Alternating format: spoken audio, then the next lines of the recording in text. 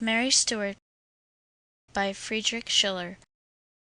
Translated by Joseph Mellish. Dramatis Personae. Elizabeth, Queen of England. Mary Stuart, Queen of Scots, a prisoner in England. Robert Dudley, Earl of Leicester. George Talbot, Earl of Shrewsbury. William Cecil, Lord Burleigh, Lord High Treasurer. Earl of Kent. Sir William Davison. Sir Amyas Paulet, Keeper of Mary. Sir Edward Mortimer, his nephew. Count Lobespin. O'Kelly. Count Belliève, Envoy Extraordinary from France. Melville. Burgoyne. Hannah Kennedy, her nurse.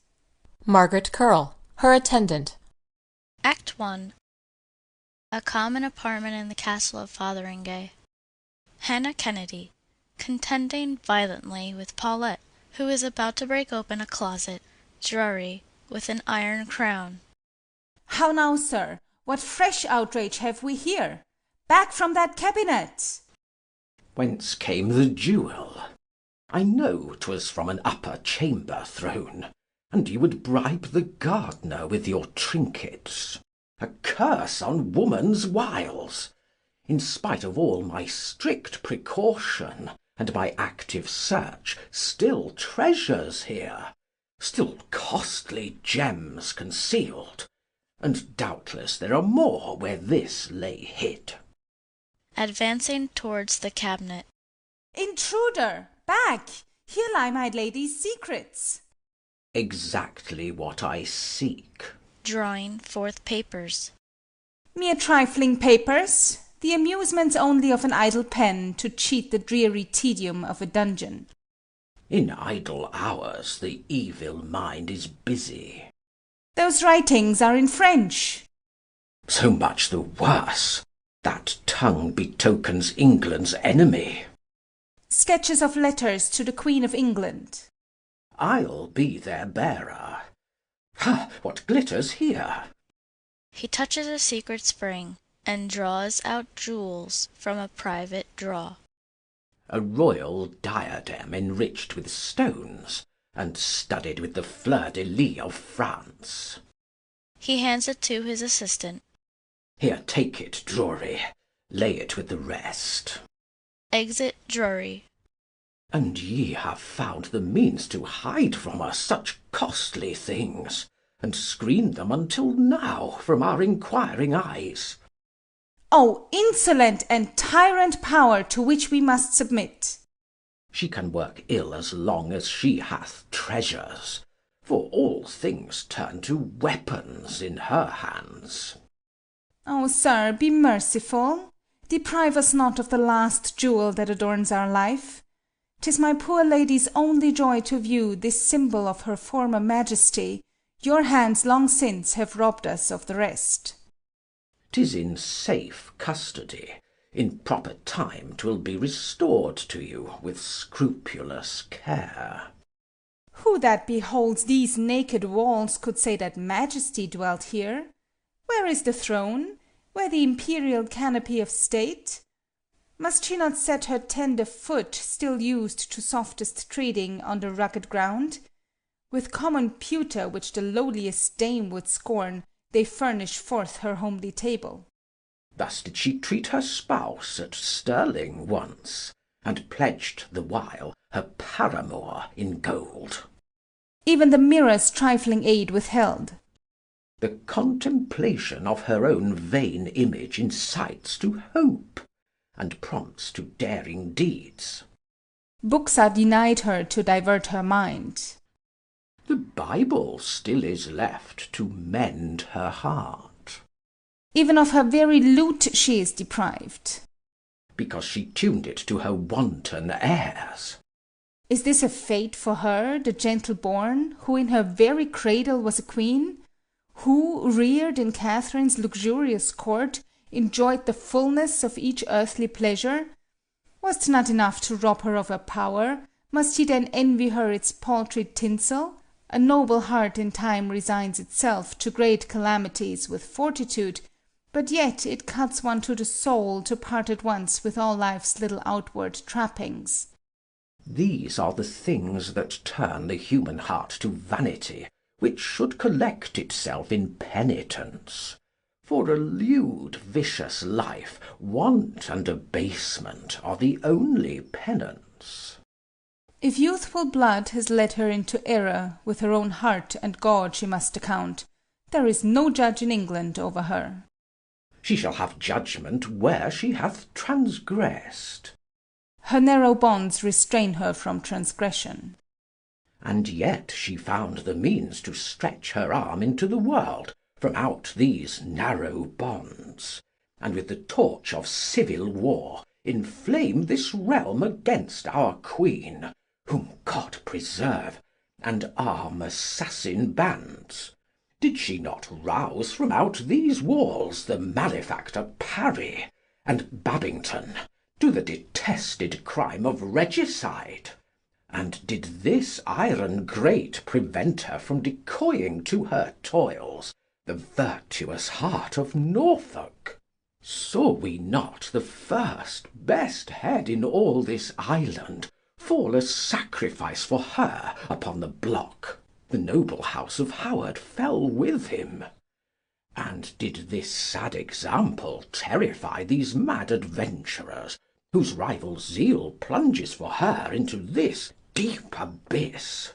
The bloody scaffold bends beneath the weight of her new daily victims, and we ne'er shall see an end till she herself, of all the guiltiest, be offered up upon it. Oh, curses on the day when England took this Helen to its hospitable arms! Did England then receive her hospitably? O hapless queen, who since that fatal day when first she set her foot within this realm, and as a suppliant, a fugitive, came to implore protection from her sister, has been condemned, despite the law of nations and royal privilege, to weep away the fairest years of youth in prison walls. And now, when she hath suffered everything which in imprisonment is hard and bitter, is like a felon summoned to the bar, foully accused, and though herself a queen, constrained to plead for honour and for life. She came amongst us as a murderess, chased by her very subjects from a throne which she had oft by vilest deeds disgraced. Sworn against England's welfare came she hither, to call the times of bloody Mary back, betray our church to Romish tyranny, and sell our dear-bought liberties to France. Say, why disdained she to subscribe the Treaty of Edinburgh, to resign her claim to England's crown, and with one single word, traced by her pen, throw wide her prison gates? No, she had rather live in vile confinement, and see herself ill-treated, than renounce the empty honours of her barren title. Why acts she thus? Because she trusts to wiles, and treacherous arts of base conspiracy, and hourly plotting schemes of mischief, hopes to conquer from her prison all this isle. You mock us, sir, and edge your cruelty with words of bitter scorn, that she should form such projects, she, who's here immured alive, to whom no sound of comfort, not a voice of friendship comes from her beloved home, who hath so long no human face beheld, save her stern jailor's unrelenting brows, till now, of late, in your uncourteous cousin she sees a second keeper, and beholds fresh bolts and bars against her multiplied. No iron grate is proof against her wiles. How do I know these bars are not filed through? How that this floor, these walls, that seem so strong without, may not be hollow from within, and let in felon treachery when I sleep? A cursed office that's entrusted to me, to guard this cunning mother of all ill. Fear scares me from my sleep, and in the night I, like a troubled spirit, roam and try the strength of every bolt. and put to proof each guard's fidelity. I see with fear the dawning of each morn, which may confirm my apprehensions. Yet, thank God, there's hope that all my fears will soon be at an end. For rather would I at the gates of hell stand sentinel, and guard the devilish host of damned souls, than this deceitful queen. Here comes the queen. Christ's image in her hand, pride and all worldly lusts within her heart. Enter Mary, veiled, a crucifix in her hand. O gracious queen, they tread us under foot. No end of tyranny and base oppression. Each coming day heaps fresh indignities, new sufferings on thy royal head. Be calm. Say what has happened. See, thy cabinet is forced, thy papers, and thy only treasure, which with such pains we had secured, the last poor remnant of thy bridal ornaments from France, is in his hands. Naught now remains of royal state. Thou art indeed bereft. Compose yourself, my Hannah, and believe me, 'tis not these baubles that can make a queen. Basely indeed they may behave to us, but they cannot debase us. I have learned to use myself to many a change in England. I can support this too. Sir, you have taken by force what I this very day designed to have delivered to you. There's a letter amongst these papers from my royal sister of England. Pledge me, sir, your word of honour, to give it to her Majesty's own hands, and not to the deceitful care of Burleigh. I shall consider what is best to do. Sir, you shall know its import. In this letter I beg a favour, a great favour of her, that she herself will give me audience, she whom I have never seen. I have been summoned before a court of men whom I can ne'er acknowledge as my peers, of men to whom my heart denies its confidence. The queen is of my family, my rank, my sex. To her alone, a sister, queen, and woman, can I unfold my heart. Too oft, my lady, have you entrusted both your fate and honour to men less worthy your esteem than these. I in the letter beg another favour, and surely naught but inhumanity can here reject my prayer. These many years have I in prison missed the Church's comfort, the blessings of the sacraments, and she who robs me of my freedom and my crown, who seeks my very life, can never wish to shut the gates of heaven upon my soul. Whene'er you wish, the Dean shall wait upon you. Talk to me not of deans.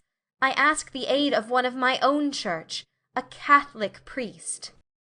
That is against the published laws of England. The laws of England are no rule for me. I am not England's subject. I have ne'er consented to its laws, and will not bow before their cruel and despotic sway. If 'tis your will, to the unheard of rigour which I have borne, to add this new oppression, I must submit to what your power ordains. Yet will I raise my voice in loud complaints. I also wish a public notary and secretaries to prepare my will. My sorrows and my prison's wretchedness prey on my life. My days, I fear, are numbered. I feel that I am near the gates of death. These serious contemplations well become you. And know I then that some too ready hand may not abridge this tedious work of sorrow. I would indite my will, and make disposal of what belongs to me. This liberty may be allowed to you, for England's queen will not enrich herself by plundering you. I have been parted from my faithful women, and from my servants. Tell me, where are they? What is their fate? I can indeed dispense at present with their service, but my heart will feel rejoiced to know these faithful ones are not exposed to suffering and to want. Your servants have been cared for, and again you shall behold whate'er is taken from you, and all shall be restored in proper season. Going. And will you leave my presence thus again, and not relieve my fearful anxious heart from the fell torments of uncertainty? Thanks to the vigilance of your hateful spies, I am divided from the world. No voice can reach me through these prison walls. My fate lies in the hands of those who wish my ruin. A month of dread suspense is past already, since when the 40 high commissioners surprised me in this castle, and erected, with most unseemly haste, their dread tribunal. They forced me, stunned, amazed, and unprepared, without an advocate, from memory, before their unexampled court to answer their weighty charges, artfully arranged. They came like ghosts. Like ghosts they disappeared, and since that day all mouths are closed to me. In vain I seek to construe from your looks which hath prevailed, my cause's innocence and my friends' zeal, or my foes' cursed counsel. O break this silence! Let me know the worst. What have I still to fear, and what to hope? Close your accounts with heaven. From heaven I hope for mercy, sir, and from my earthly judges I hope and still expect the strictest justice. Justice, depend upon it, will be done you. Is the suit ended, sir? I cannot tell. Am I condemned? I cannot answer, lady. Sir, a good work fears not the light of day. The day will shine upon it, doubt it not. Dispatch is here the fashion. Is it meant the murderer shall surprise me like the judges? Still entertain that thought, and he will find you better prepared to meet your fate than they did. Sir, nothing can surprise me which a court inspired by Burleigh's hate and Hatton's zeal, howe'er unjust, may venture to pronounce.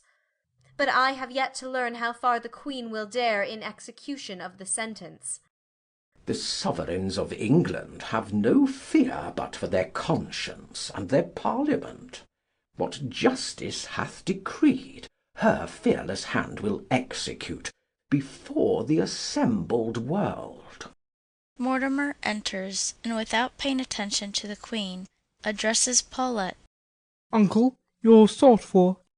He retires in the same manner. The Queen remarks it and turns towards Paulette, who is about to follow him. Sir, one favour more. If you have aught to say to me, from you I can bear much. I reverence your grey hairs, but cannot bear that young man's insolence. Spare me in future his unmannered rudeness. I prize him most for that which makes you hate him. He is not truly one of those poor fools who melt before a woman's treacherous tears. He has seen much, has been to Rheims and Paris, and brings us back his true old English heart. Lady, your cunning arts are lost on him. Exit. And dare the ruffian venture to deface such language? Oh, 'tis hard, 'tis past endurance. In the fair moments of our former splendour we lent to flatterers a too willing ear. It is but just, good Hannah, we should now be forced to hear the bitter voice of censure. So downcast, so depressed, my dearest lady? You, who before so gay, so full of hope, were used to comfort me in my distress, more gracious were the task to check your mirth than chide your heavy sadness. Well I know him. It is the bleeding Darnley's royal shade, rising in anger from his darksome grave, and never will he make his peace with me until the measures of my woes be full. What thoughts are these? Thou mayst forget it, Hannah, but I've a faithful memory. 'Tis this day another wretched anniversary of that regretted, that unhappy deed, which I must celebrate with fast and penance. Dismiss at length in peace this evil spirit. The penitence of many a heavy year, of many a suffering, has atoned the deed. The Church, which holds the key of absolution, pardons the crime, and heaven itself's appeased. This long atoned crime arises fresh and bleeding from its lightly covered grave. My husband's restless spirit seeks revenge. No sacred bell can exorcise, no host in priestly hands dismiss it to his tomb. You did not murder him, 'twas done by others. But it was known to me. I suffered it, and lured him with my smiles to death's embrace. Your youth extenuates your guilt. You were of tender years. So tender, yet I drew this heavy guilt upon my youthful head. You were provoked by direst injuries, and by the rude presumption of the man, whom out of darkness, like the hand of heaven, your love drew forth and raised above all others, whom through your bridal chamber you conducted up to your throne, and with your lovely self and your hereditary crown distinguished. Your work was his existence, and your grace bedewed him like the gentle rains of heaven. Could he forget that his so splendid lot was the creation of your generous love? Yet did he, worthless as he was, forget it. With base suspicions and with brutal manners he wearied your affections, and became an object to you of deserved disgust. The illusion which till now had overcast your judgment vanished. Angrily you fled his foul embrace, and gave him up to scorn. And did he seek again to win your love, your favor? Did he e'er implore your pardon, or fall in deep repentance at your feet? No, the base wretch defied you. He who was your bounty's creature wished to play your king, and strove though fear to force your inclination. Before your eyes he had your favorite singer, poor Rizzio, murdered. You did but avenge with blood the bloody deed. And bloodily, I fear, too soon 'twill be avenged on me. You seek to comfort me, and you condemn me. You were, when you consented to this deed, no more yourself, belonged not to yourself. The madness of a frantic love possessed you, and bound you to a terrible seducer, the wretched Bothwell. That despotic man ruled you with shameful, overbearing will, and with his philters and his hellish arts inflamed your passions. All the arts he used were man's superior strength and woman's weakness. No, no, I say. The most pernicious spirits of hell he must have summoned to his aid, to cast this mist before your waking senses. Your ear no more was open to the voice of friendly warning, and your eyes were shut to decency. Soft female bashfulness deserted you. Those cheeks, which were before the seat of virtuous, blushing modesty, glowed with the flames of unrestrained desire. You cast away the veil of secrecy, and the flagitious daring of the man o'ercame your natural coyness. You exposed your shame unblushingly to public gaze. You led the murderer whom the people followed with curses through the streets of Edinburgh. Before you bare the royal sword of Scotland in triumph. You begirt your parliament with armed bands, and by this shameless farce, there in the very temple of great justice, you forced the judges of the land to clear the murderer of his guilt. You went still further. O God! Conclude. Nay, pause not. Say for this I gave my hand in marriage at the altar. O let an everlasting silence veil that dreadful deed, the heart revolts at it. A crime to stain the darkest criminal. Yet you are no such lost one, that I know. I nursed your youth myself. Your heart is framed for tender softness. 'Tis alive to shame, and all your fault is thoughtless levity. Yes, I repeat it, there are evil spirits, who sudden fix in man's unguarded breast their fatal residence, and there delight to act their devilish needs, then hurry back unto their native hell, and leave behind remorse and horror in the poisoned bosom. Since this misdeed, which blackens thus your life, you have done nothing ill, your conduct has been pure, myself can witness your amendment. Take courage, then. With your own heart make peace. Whatever cause you have for penitence, you are not guilty here. Nor England's queen, nor England's parliament can be your judge. Here might oppresses you. You may present yourself before this self-created court with all the fortitude of innocence. I hear a step. It is the nephew. In. Enter Mortimer, approaching cautiously. Mortimer to Kennedy. Step to the door, and keep a careful watch. I have important business with the Queen. I charge thee, Hannah, go not hence. Remain. Fear not, my gracious lady, learn to know me. He gives her a card. She examines it and starts back astonished. Heavens, what is this? Retire, good Kennedy. See that my uncle comes not unawares. Mary to Kennedy, who hesitates and looks at the Queen inquiringly. Go in. Do as he bids you. Kennedy retires with signs of wonder. From my uncle in France, the worthy Cardinal of Lorraine. She reads. Confide in Mortimer who brings you this. You have no truer, firmer friend in England. Looking at him with astonishment. Can I believe it? Is there no delusion to cheat my senses? Do I find a friend so near, when I conceived myself abandoned by the whole world? And find that friend in you, the nephew of my jailor, whom I thought my most inveterate enemy. Mortimer kneeling. Oh, pardon, my gracious liege, for the detested mask, which it has cost me pain enough to wear.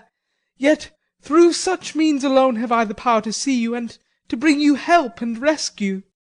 Arise, sir. You astonish me. I cannot so suddenly emerge from the abyss of wretchedness to hope. Let me conceive this happiness that I may credit it. Our time is brief. Each moment I expect my uncle, whom a hated man attends. Hear then, before this terrible commission surprises you, how heaven prepares your rescue. You come in token of its wondrous power. Allow me of myself to speak. Say on. I scarce, my liege, had numbered 20 years, trained in the path of strictest discipline, and nursed in deadliest hate to papacy, when, led by irresistible desire for foreign travel, I resolved to leave my country and its puritanic faith far, far behind me. Soon with rapid speed I flew through France, and bent my eager course on to the plains of far-famed Italy, and crowds of palmers filled the public roads. Each image was adorned with garlands. 'Twas as if all humankind were wandering forth in pilgrimage towards the heavenly kingdom. The tide of the believing multitude bore me too onward with resistless force into the streets of Rome. What was my wonder, as the magnificence of stately columns rushed on my sight, the vast triumphal arches, the Colosseum's grandeur, with amazement struck my admiring senses. The sublime creative spirit held my soul a prisoner in the fair world of wonders it had framed. I ne'er had felt the power of art till now. The church that reared me hates the charms of sense. It tolerates no image, it adores but the unseen, the incorporeal word.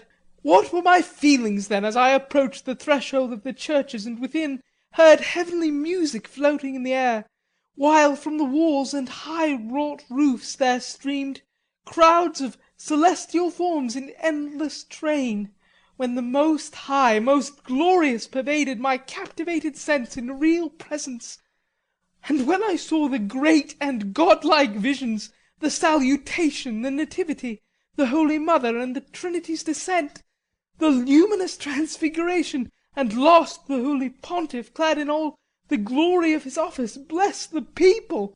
Oh, what is all the pomp of gold and jewels with which the kings of earth adorn themselves? He is alone surrounded by the Godhead. His mansion is in truth an heavenly kingdom, for not of earthly moulding are these forms. Oh, spare me, sir, no further. Spread no more life's verdant carpet out before my eyes. Remember I am wretched and a prisoner. I was a prisoner too, my queen, but swift my prison gates flew open when at once my spirit felt its liberty and hailed the smiling dawn of life. I learnt to burst each narrow prejudice of education, to crown my brow with never-fading wreaths, and mix my joy with the rejoicing crowd. Full many noble Scots who saw my zeal encouraged me, and with the gallant French they kindly led me to your princely uncle, the Cardinal of Guise. Oh, what a man! How firm, how clear, how manly, and how great! Born to control the human mind at will, the very model of a royal priest, a ruler of the church without an equal. You've seen him, then, the much loved, honored man who was the guardian of my tender years. Oh, speak of him! Does he remember me? Does fortune favour him? And prospers still his life? And does he still majestic stand, a very rock and pillar of the church? The holy man descended from his height, and deigned to teach me the important creed of the true church and dissipate my doubts. He showed me how the glimmering light of reason serves but to lead us to eternal error, that what the heart is called on to believe, the eye must see, that he who rules the church must needs be visible, and that the spirit of truth inspired the counsels of the fathers. How vanished then the fond imaginings and weak conceptions of my childish soul before his conquering judgment, and the soft persuasion of his tongue!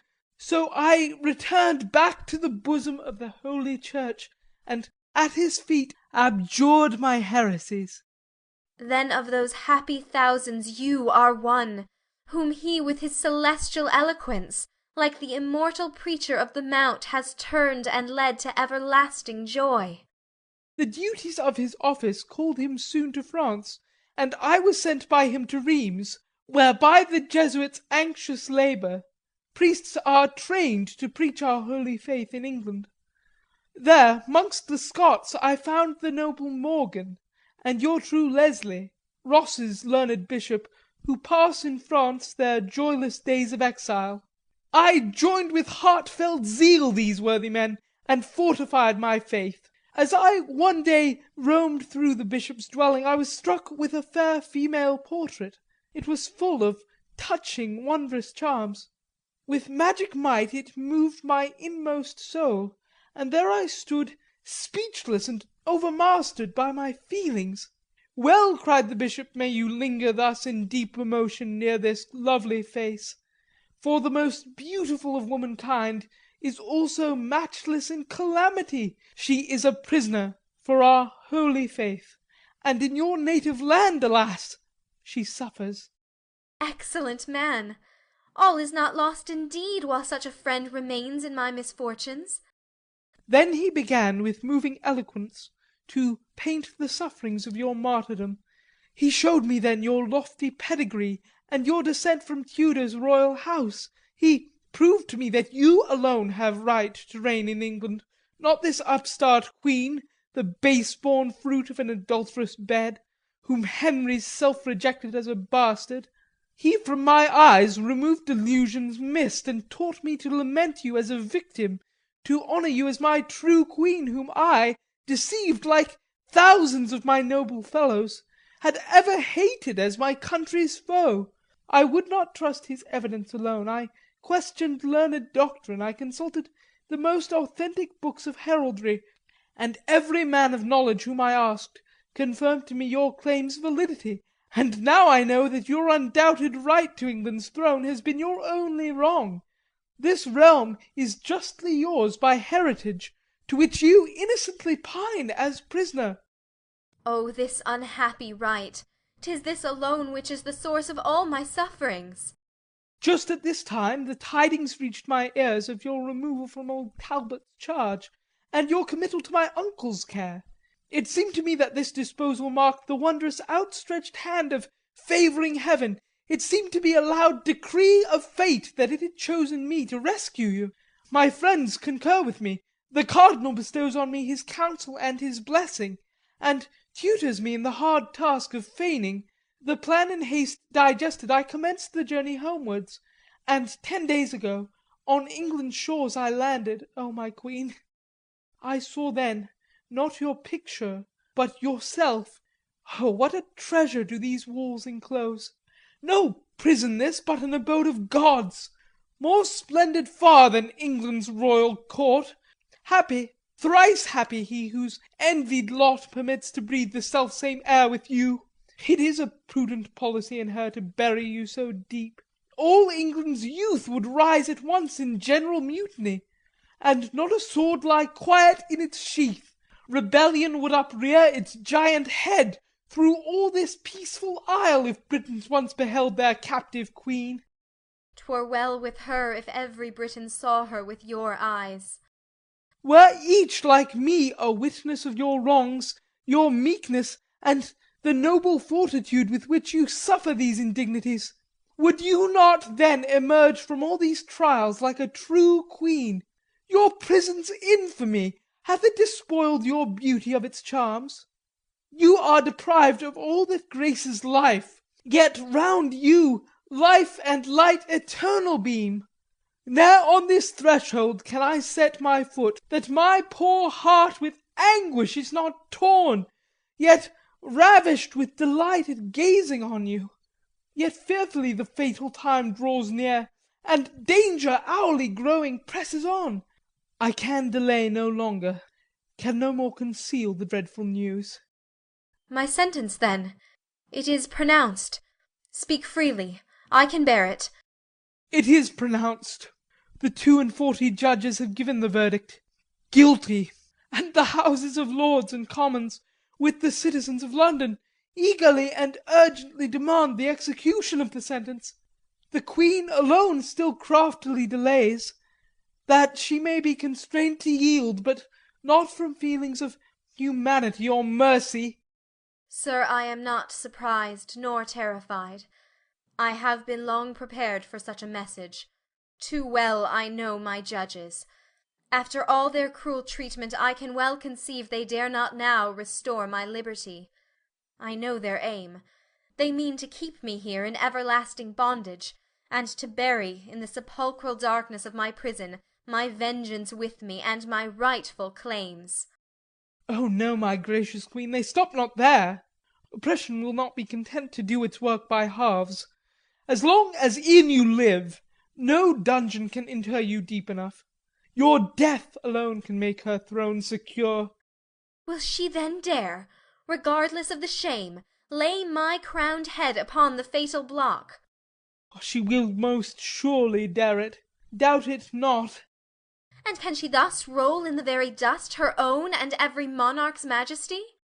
She thinks on nothing now but present danger, nor looks to that which is so far removed. And fears she not the dread revenge of France? With France she makes an everlasting peace, and gives to Anjou's duke her throne and hand. Will not the King of Spain rise up in arms? She fears not a collected world in arms, if with her people she remains at peace. Were this a spectacle for British eyes! This land, my queen, has in these latter days seen many a royal woman from the throne descend and mount the scaffold. Her own mother and Catherine Howard trod this fatal path, and was not Lady Grey a crowned head? No, Mortimer, vain fears have blinded you. 'Tis but the honest care of your true heart which conjures up these empty apprehensions. It is not, sir, the scaffold that I fear. There are so many still and secret means by which her Majesty of England may set all my claims to rest. Oh, trust me, ere an executioner is found for me, assassins will be hired to do their work. 'Tis that which makes me tremble, Mortimer. I never lift the goblet to my lips without an inward shuddering, lest the draught may have been mingled by my sister's love.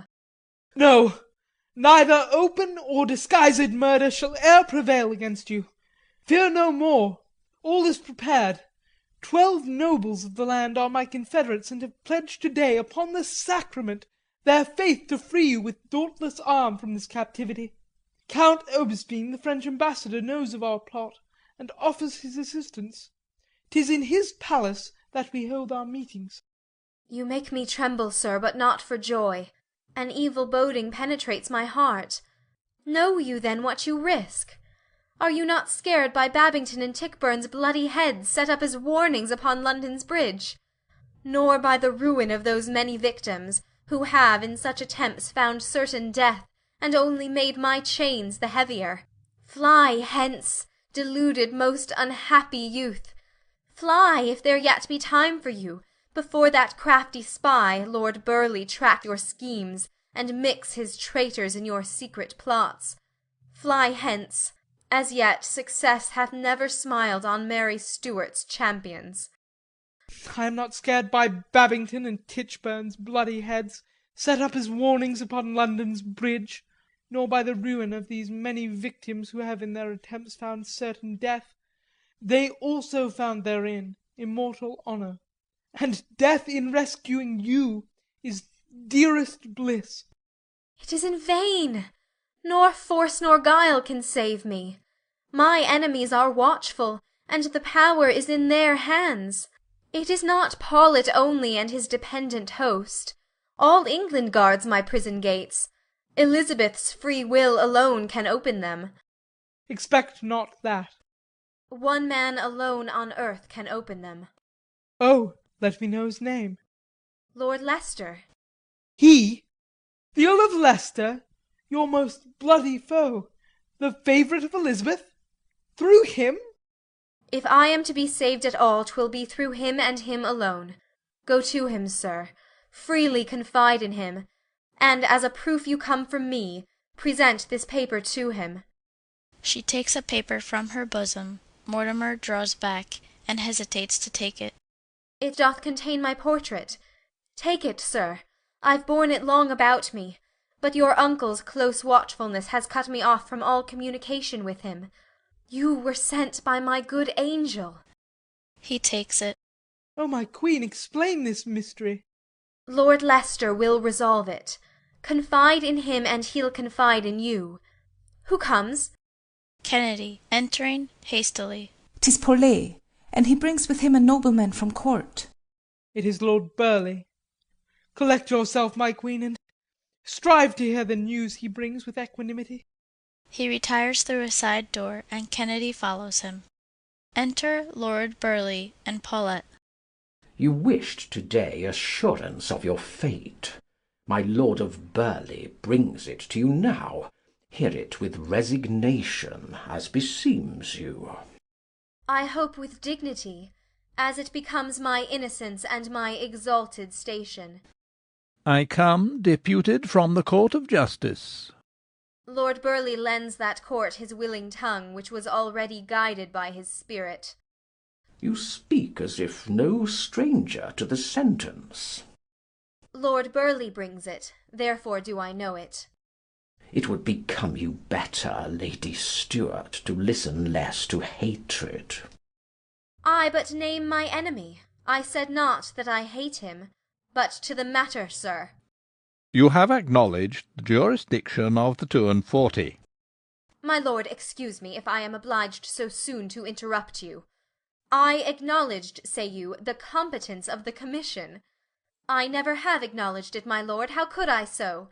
I could not give away my own prerogative, the entrusted rights of my own people, the inheritance of my own son and every monarch's honour.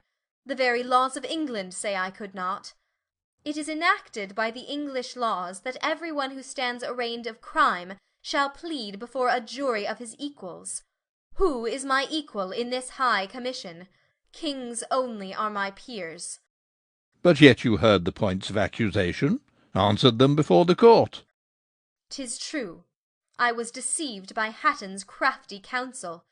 He advised me, for my own honour, and in confidence in my good cause, and my most strong defence, to listen to the points of accusation and prove their falsehoods. This, my lord, I did from personal respect for the lords' names, not their usurped charge which I disclaim.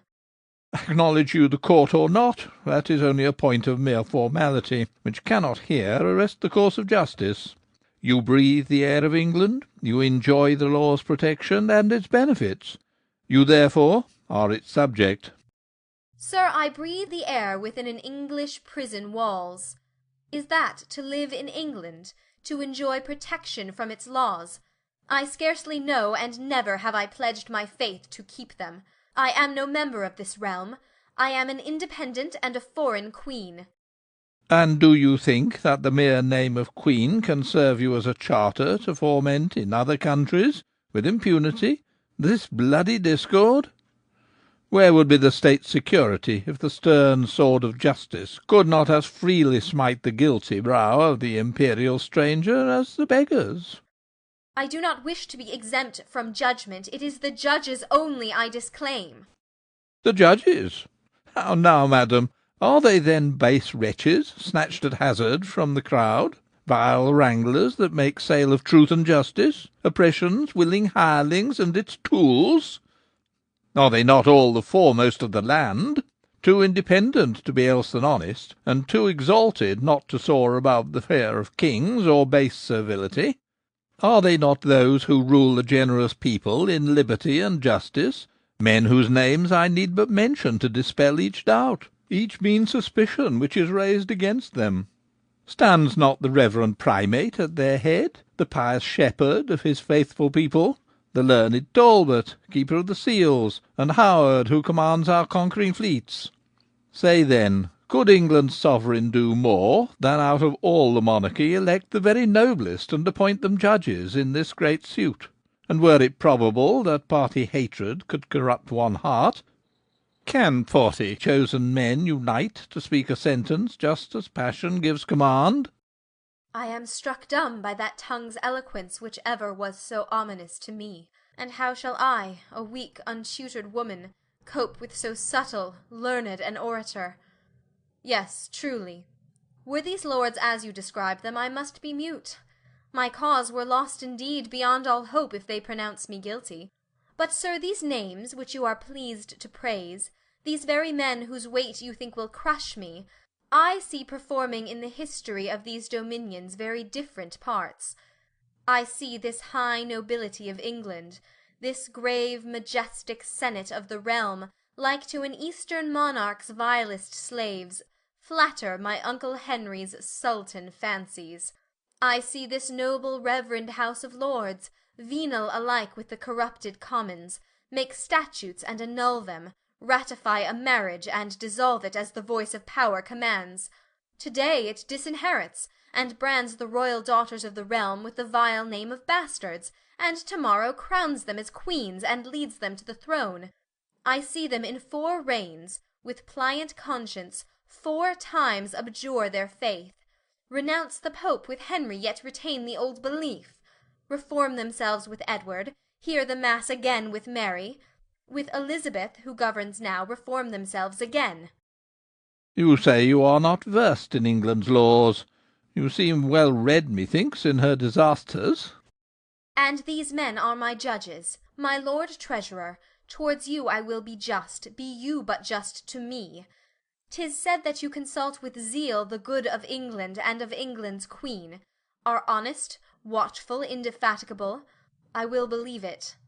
Not your private ends, your sovereign and your country's weal alone, inspire your counsels and direct your deeds. Therefore, my noble lord, you should the more distrust your heart, should see that you mistake not the welfare of the government for justice. I do not doubt, besides yourself, there are among my judges many upright men, but they are Protestants, are eager all for England's quiet, and they sit in judgment on me, the Queen of Scotland and the Papist. It is an ancient saying that the Scots and England to each other are unjust, and hence the rightful custom that a Scot against an Englishman, or Englishman against a Scot, cannot be heard in judgment. Necessity prescribed this cautious law. Deep policy oft lies in ancient customs. My lord, we must respect them. Nature cast into the ocean these 2 fiery nations upon this plank, and she divided it unequally and bade them fight for it. The narrow bed of Tweed alone divides these daring spirits. Often hath the blood of the contending parties dyed its waves. Threatening and sword in hand these 1,000 years, from both its banks they watch their rivals' motions, most vigilant and true confederates, with every enemy of the neighbour state. No foe oppresses England but the Scot becomes his firm ally. No civil war inflames the towns of Scotland, but the English add fuel to the fire. This raging hate will never be extinguished, till, at last, one Parliament in concord shall unite them, one common sceptre rule throughout the isle. And from a Stuart, then, should England hope this happiness? Oh, why should I deny it? Yes, I confess, I cherished the fond hope. I thought myself the happy instrument, to join in freedom neath the olive shade 2 generous realms in lasting happiness. I little thought I should become the victim of their old hate, their long-lived jealousy, and the sad flames of that unhappy strife I hoped at last to smother, and forever, and as my ancestor, great Richmond, joined the rival roses after bloody contest, to join in peace the Scotch and English crowns. An evil way you took to this good end, to set the realm on fire, and through the flames of civil war to strive to mount the throne. I wished not that. I wished it not, by heaven. When did I strive at that? Where are your proofs? I came not hither to dispute. Your cause is no more subject to a war of words. The great majority of 40 voices hath found that you have contravened the law last year enacted, and have now incurred its penalty. Producing the verdict. Upon this statute, then, my lord, is built the verdict of my judges. Last year it was enacted, if a plot henceforth should rise in England in the name or for the benefit of any claimants to England's crown, that justice should be done on such pretender, and the guilty party be prosecuted unto death. Now, since it has been proved— Lord Burleigh, I can well imagine that a law expressly aimed at me, and framed to compass my destruction, may to my prejudice be used. O woe to the unhappy victim, when the tongue that frames the law shall execute the sentence! Can you deny it, sir, that this same statute was made for my destruction, and naught else? it should have acted as a warning to you. By your imprudence it became a snare. You saw the precipice which yawned before you, yet, truly warned, you plunged into the deep. With Babington the traitor and his bands of murderous companions were you leagued. You knew of all, and from your prison led their treasonous plottings with a deep-laid plan. When did I that, my lord? Let them produce the documents. You have already seen them. They were, before the court, presented to you. Mere copies written by another hand. Show me the proof that they were dictated by me, that they proceeded from my lips, and in those very terms in which you read them. Before his execution, Babington confessed they were the same which he received. Why was he in his lifetime not produced before my face? Why was he then dispatched so quickly that he could not be confronted with her whom he accused? Besides, my lady, your secretaries, Curll and Now, declare, on oath, they are the very self-same letters which from your lips they faithfully transcribed. And on my menial's testimony, then, I am condemned, upon the word of those who have betrayed me, their rightful queen, who in that very moment when they came as witnesses against me broke their faith. You said yourself you held your countryman to be an upright, conscientious man. I thought him such, but 'tis the hour of danger alone which tries the virtue of a man. He ever was an honest man, but weak in understanding, and his subtle comrade, whose faith, observe, I never answered for, might easily seduce him to write down more than he should. The rack may have compelled him to say and to confess more than he knew. He hoped to save himself by this false witness, and thought it could not injure me, a queen. The oath he swore was free and unconstrained. But not before my face. How now, my lord? The witnesses you name are still alive. Let them appear against me face to face, and there repeat what they have testified. Why am I then denied that privilege, that right which e'en the murderer enjoys? I know from Talbot's mouth, my former keeper, that in this reign a statute has been passed, which orders that the plaintiff be confronted with the defendant. Is it so, good Paulet? I e'er have known you as an honest man. Now prove it to me. Tell me, on your conscience, if such a law exist or not in England. Madam, there does. That is the law in England. I must declare the truth. Well then, my lord, if I am treated by the law of England so hardly, when that law oppresses me, say, why avoid this self-same country's law when 'tis for my advantage? Answer me, why was not Babington confronted with me? Why not my servants, who are both alive? Be not so hasty, lady. 'Tis not only your plot with Babington. 'Tis that alone which arms the law against me, that alone from which I'm called upon to clear myself. Stick to the point, my lord, evade it not. It has been proved that you have corresponded with the ambassador of Spain, Mendoza. Stick to the point, my lord. That you have formed conspiracies to overturn the fixed religion of the realm, that you have called into this kingdom foreign powers, and raised all kings in Europe to a war with England. And were it so, my lord, though I deny it, but e'en suppose it were so, I am kept imprisoned here against all laws of nations. I came not into England sword in hand, I came a suppliant, and at the hands of my imperial kinswoman I claimed the sacred rights of hospitality, when power seized upon me, and prepared to rivet fetters where I hoped protection. Say, is my conscience bound then to this realm? What are the duties that I owe to England? I should but exercise a sacred right, derived from sad necessity, if I warred with these bonds, encountered might with might, roused and incited every state in Europe for my protection to unite in arms. Whatever in a rightful war is just and loyal, 'tis my right to exercise. Murder alone, the secret, bloody deed, my conscience and my pride alike forbid. Murder would stain me, would dishonour me. Dishonour me, my lord, but not condemn me, nor subject me to England's courts of law. For 'tis not justice, but mere violence, which is the question 'tween myself and England. Talk not, my lady, of the dreadful right of power.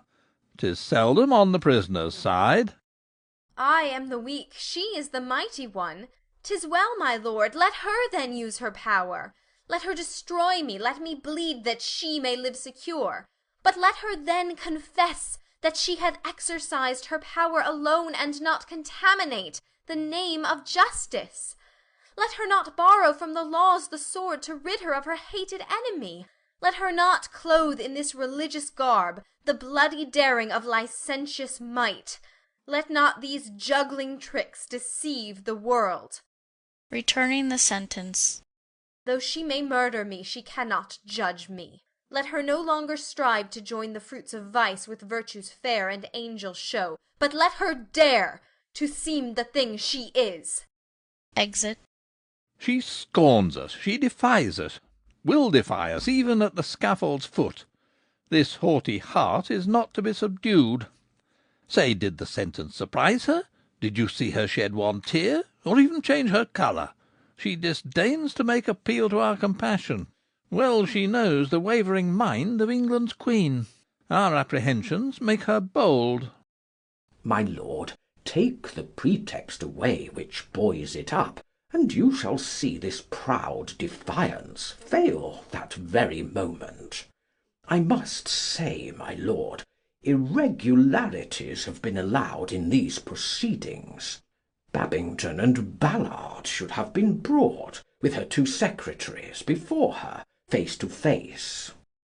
No, Paulet, no, that was not to be risked. Her influence upon the human heart is too supreme, too strong the female empire of her tears.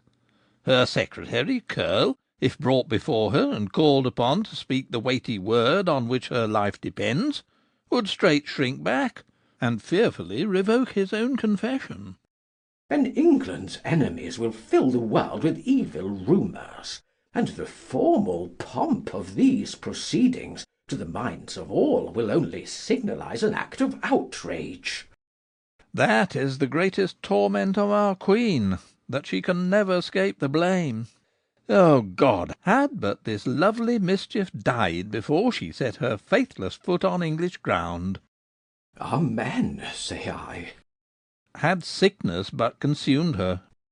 England had been secured from such misfortune. And yet, if she had died in nature's course, the world would still have called us murderers.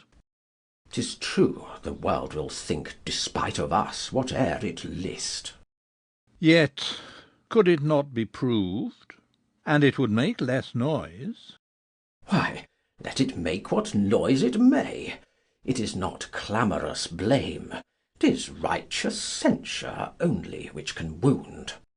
We know that holy justice cannot scape the voice of censure, and the public cry is ever on the side of the unhappy.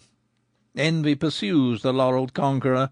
The sword of justice, which adorns the man, is hateful in a woman's hand. The world will give no credit to a woman's justice. If woman be the victim, vain that woe. The judges spoke what conscience dictated. She has the royal privilege of mercy. She must exert it. 'Twere not to be borne should she let justice take its full career. And therefore? Therefore should she live.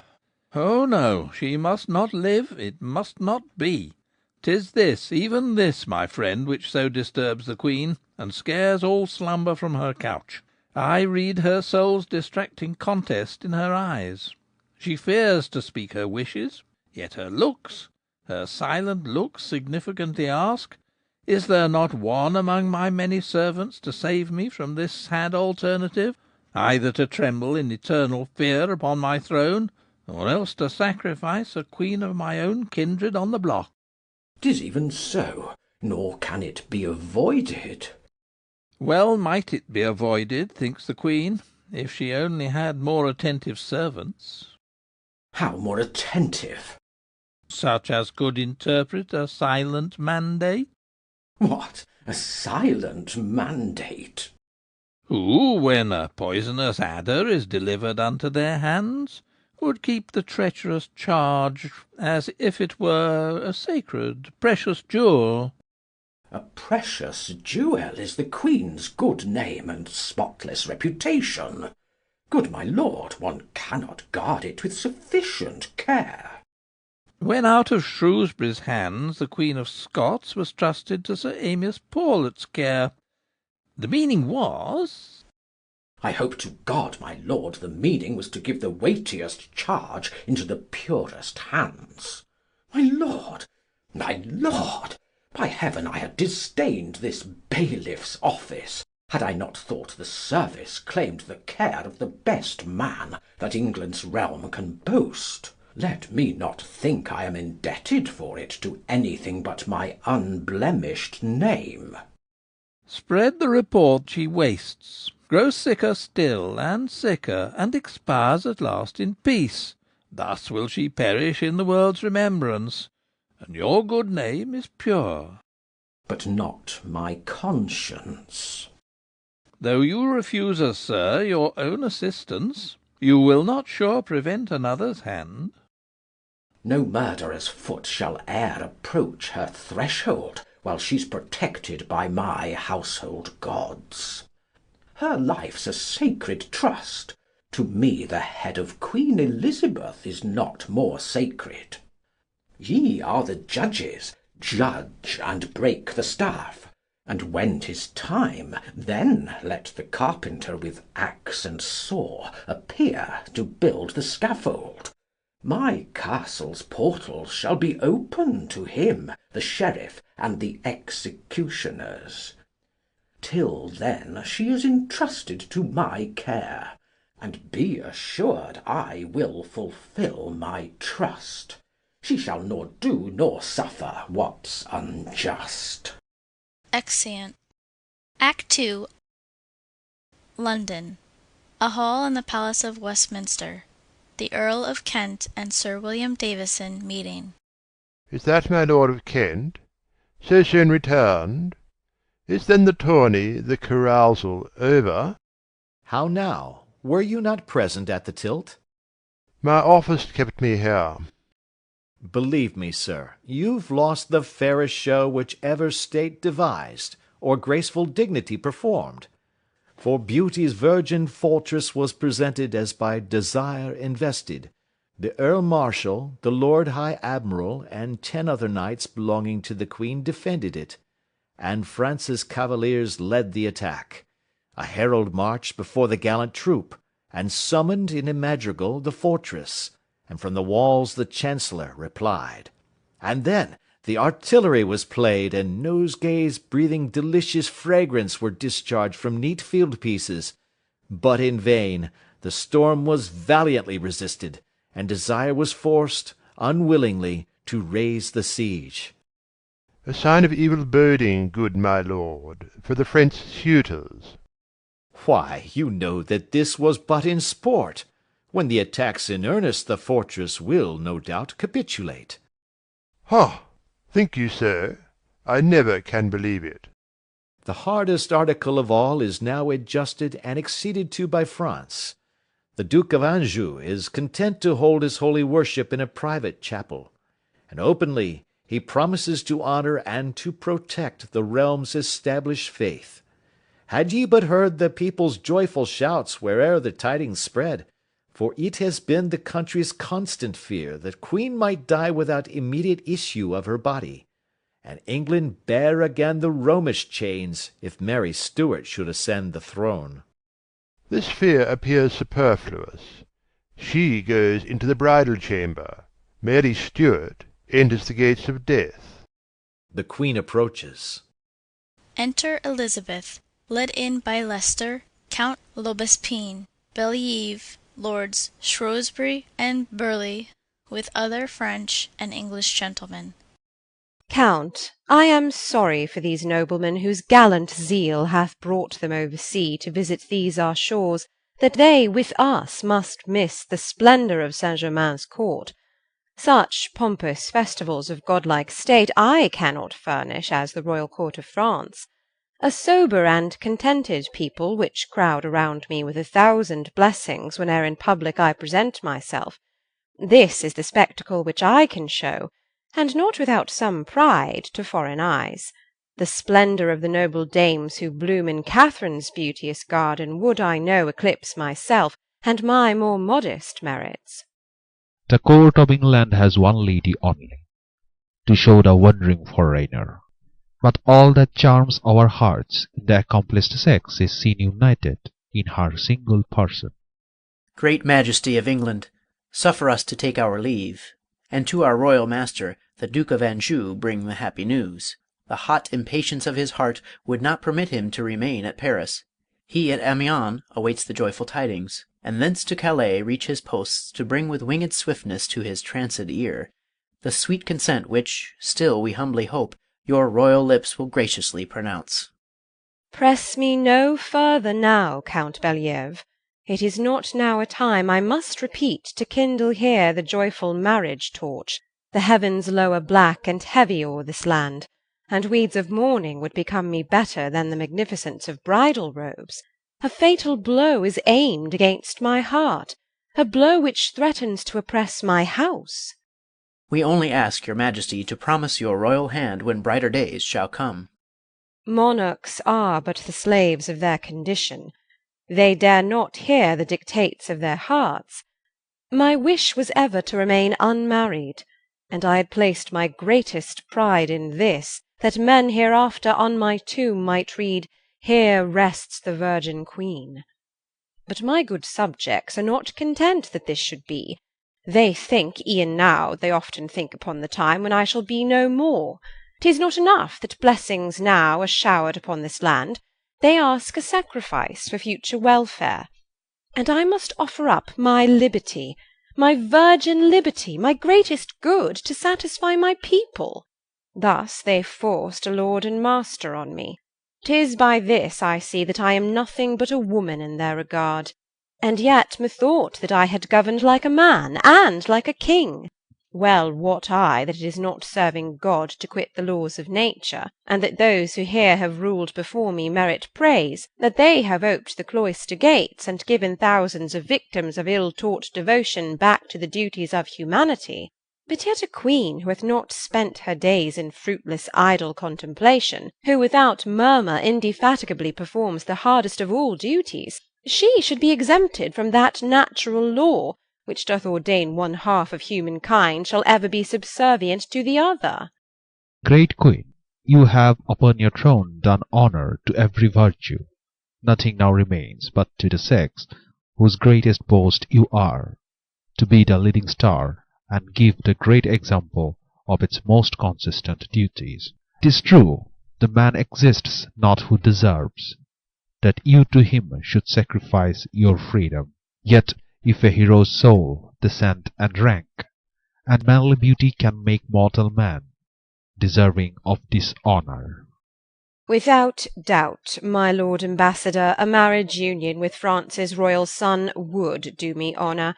Yes, I acknowledge it without disguise. If it must be, if I cannot prevent it, if I must yield unto my people's prayers, and much I fear they will o'erpower me. I do not know in Europe any prince to whom with less reluctance I would yield my greatest treasure, my dear liberty. Let this confession satisfy your master. It gives the fairest hope, and yet it gives nothing but hope. My master wishes more. What wishes he? She takes a ring from her finger and thoughtfully examines it. In this a queen has not one privilege above all other women.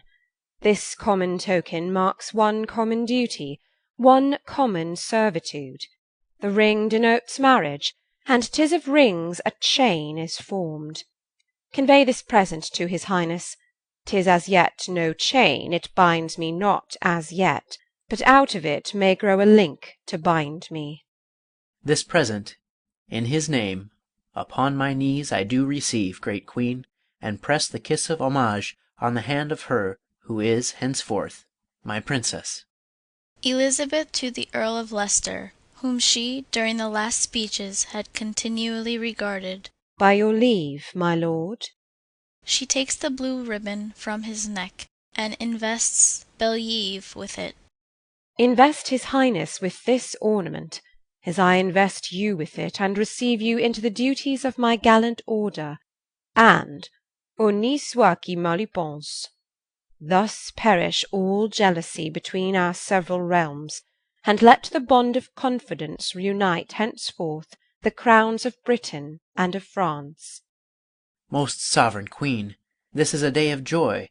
Oh, that it could be so for all, and no afflicted heart within this island mourn.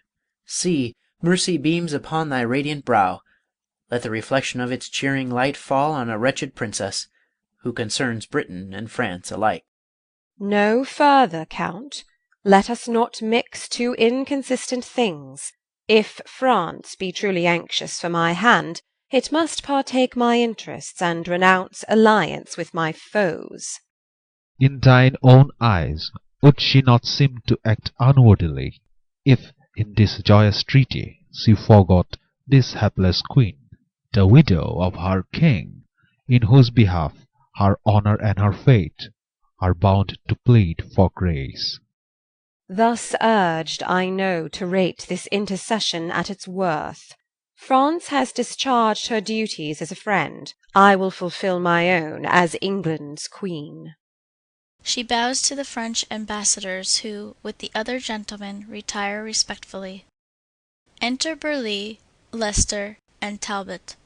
The Queen takes her seat. Illustrious sovereign, thou crownest today the fervent wishes of thy people.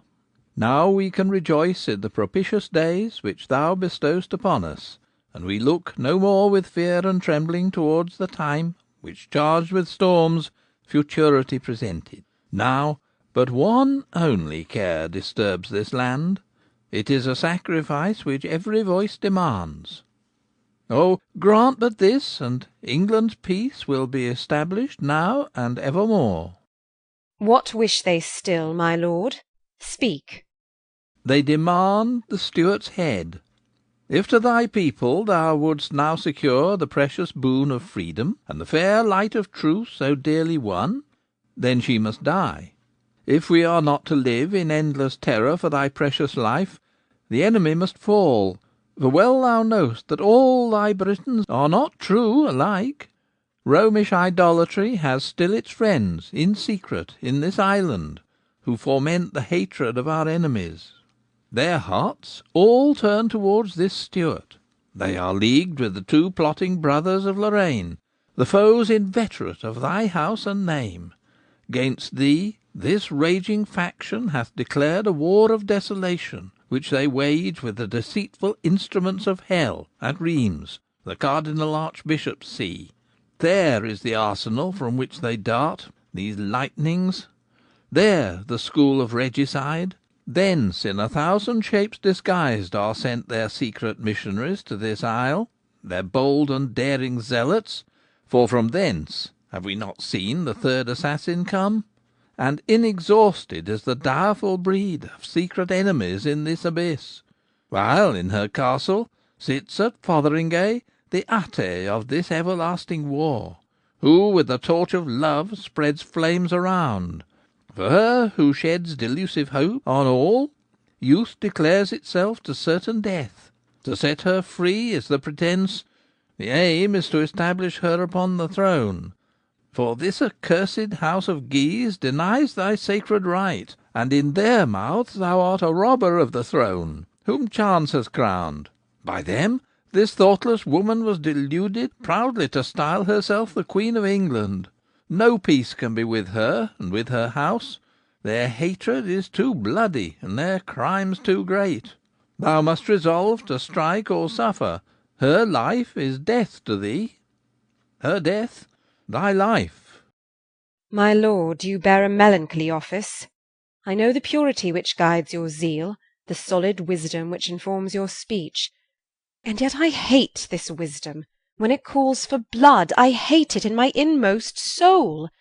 Think of a milder counsel. Good my lord of Shrewsbury, we crave your judgment here. Desire you but to know, most gracious queen, what is for your advantage, I can add nothing to what my lord high treasurer has urged. Then for your welfare let the sentence be now confirmed. This much is proved already. There is no surer method to avert the danger from your head and from the state. Should you in this reject our true advice, you can dismiss your council. We are placed here as your counselors, but to consult the welfare of this land, and with our knowledge and our experience we are bound to serve you.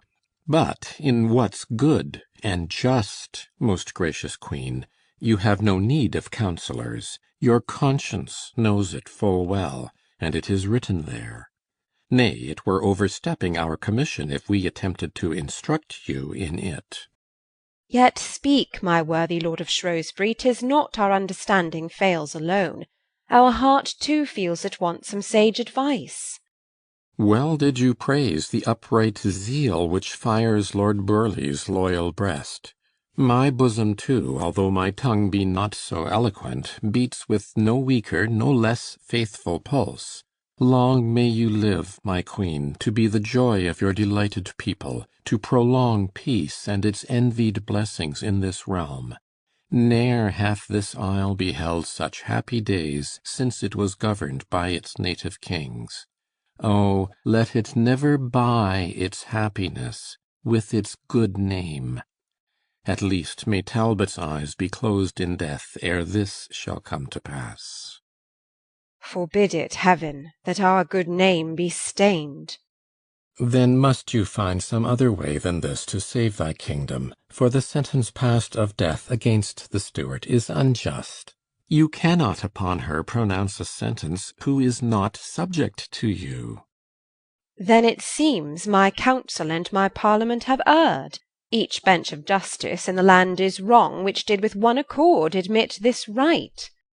The proof of justice lies not in the voice of numbers. England's not the world, nor is thy parliament the focus which collects the vast opinion of the human race. This present England is no more the future than 'tis the past. As inclination changes, thus ever ebbs and flows the unstable tide of public judgment. Say not then that thou must act as stern necessity compels, that thou must yield to the importunate petitions of thy people. Every hour thou canst experience that thy will is free. Make trial and declare thou hatest blood, and that thou wilt protect thy sister's life. Show those who wish to give thee other counsels that here thy royal anger is not feigned, and thou shalt see how stern necessity can vanish, and what once was titled justice into injustice be converted. Thou thyself must pass the sentence. Thou alone trust not to this unsteady trembling reed, but hear the gracious dictates of thy heart. God hath not planted rigour in the frame of woman, and the founders of this realm, who to the female hand have not denied the reins of government, intend by this to show that mercy, not severity, is the best virtue to adorn a crown. Lord Shrewsbury is a fervent advocate for mine and England's enemy. I must prefer those counsellors who wish my welfare. Her advocates have an invidious task. None will, by speaking in her favour, dare to meet thy anger. Suffer then an old and faithful counsellor, whom naught on earth can tempt on the grave's brink, to exercise the pious duty of humanity. It never shall be said that in thy counsel passion and interest could find a tongue, while mercy's pleading voice alone was mute. All circumstances have conspired against her. Thou ne'er hast seen her face, and nothing speaks within thy breast for one that's stranger to thee. I do not take the part of her misdeeds. They say 'twas she who planned her husband's murder. 'Tis true that she espoused his murderer. A grievous crime, no doubt. But then it happened in darksome days of trouble and dismay, in the stern agony of civil war, when she, a woman helpless and hemmed in by a rude crowd of rebel vassals, sought protection in a powerful chieftain's arms. God knows what arts were used to overcome her, for woman is a weak and fragile thing. Woman's not weak. There are heroic souls among the sex, and in my presence, sir, I do forbid to speak of woman's weakness. Misfortune was for thee a rigid school. Thou wast not stationed on the sunny side of life. Thou sawest no throne from far before thee. The grave was gaping for thee at thy feet. At Woodstock and in London's gloomy tower, 'twas there the gracious father of this land taught thee to know thy duty by misfortune. No flatterer sought thee there. There learned thy soul, far from the noisy world and its distractions, to commune with itself, to think apart, and estimate the real goods of life. No God protected this poor sufferer, transplanted in her early youth to France, the court of levity and thoughtless joys. There, in the round of constant dissipation, she never heard the earnest voice of truth. She was deluded by the glare of vice, and driven onward by the stream of ruin. Hers was the vain possession of a face, and she outshone all others of her sex as far in beauty as in noble birth. Collect yourself, my Lord of Shrewsbury. Bethink you we are met in solemn council. Those charms must surely be without compare, which can engender in an elder's blood such fire. My Lord of Leicester, you alone are silent. Does the subject which has made him eloquent deprive you of your speech? Amazement ties my tongue, my queen, to think that they should fill thy soul with such alarms, and that the idle tales which in the streets of London terrify the people's ears should reach the enlightened circle of thy council and gravely occupy our statesmen's minds. Astonishment possesses me, I own, to think this Lackland Queen of Scotland, she who could not save her own poor throne, the jest of her own vassals and her country's refuse, who in her fairest days of freedom was but thy despised puppet, should become at once thy terror when a prisoner. What, in heaven's name, can make her formidable? That she lays claim to England? That the Guises will not acknowledge thee as queen? Did then thy people's loyal fealty await these Guises' approbation?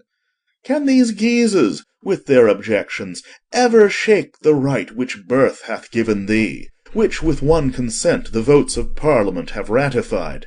And is not she by Henry's will passed o'er in silence? Is it probable that England, as yet so blessed in the new light's enjoyment, should throw itself into this Papist's arms? From thee, the sovereign it adores, desert to Darnley's murderess?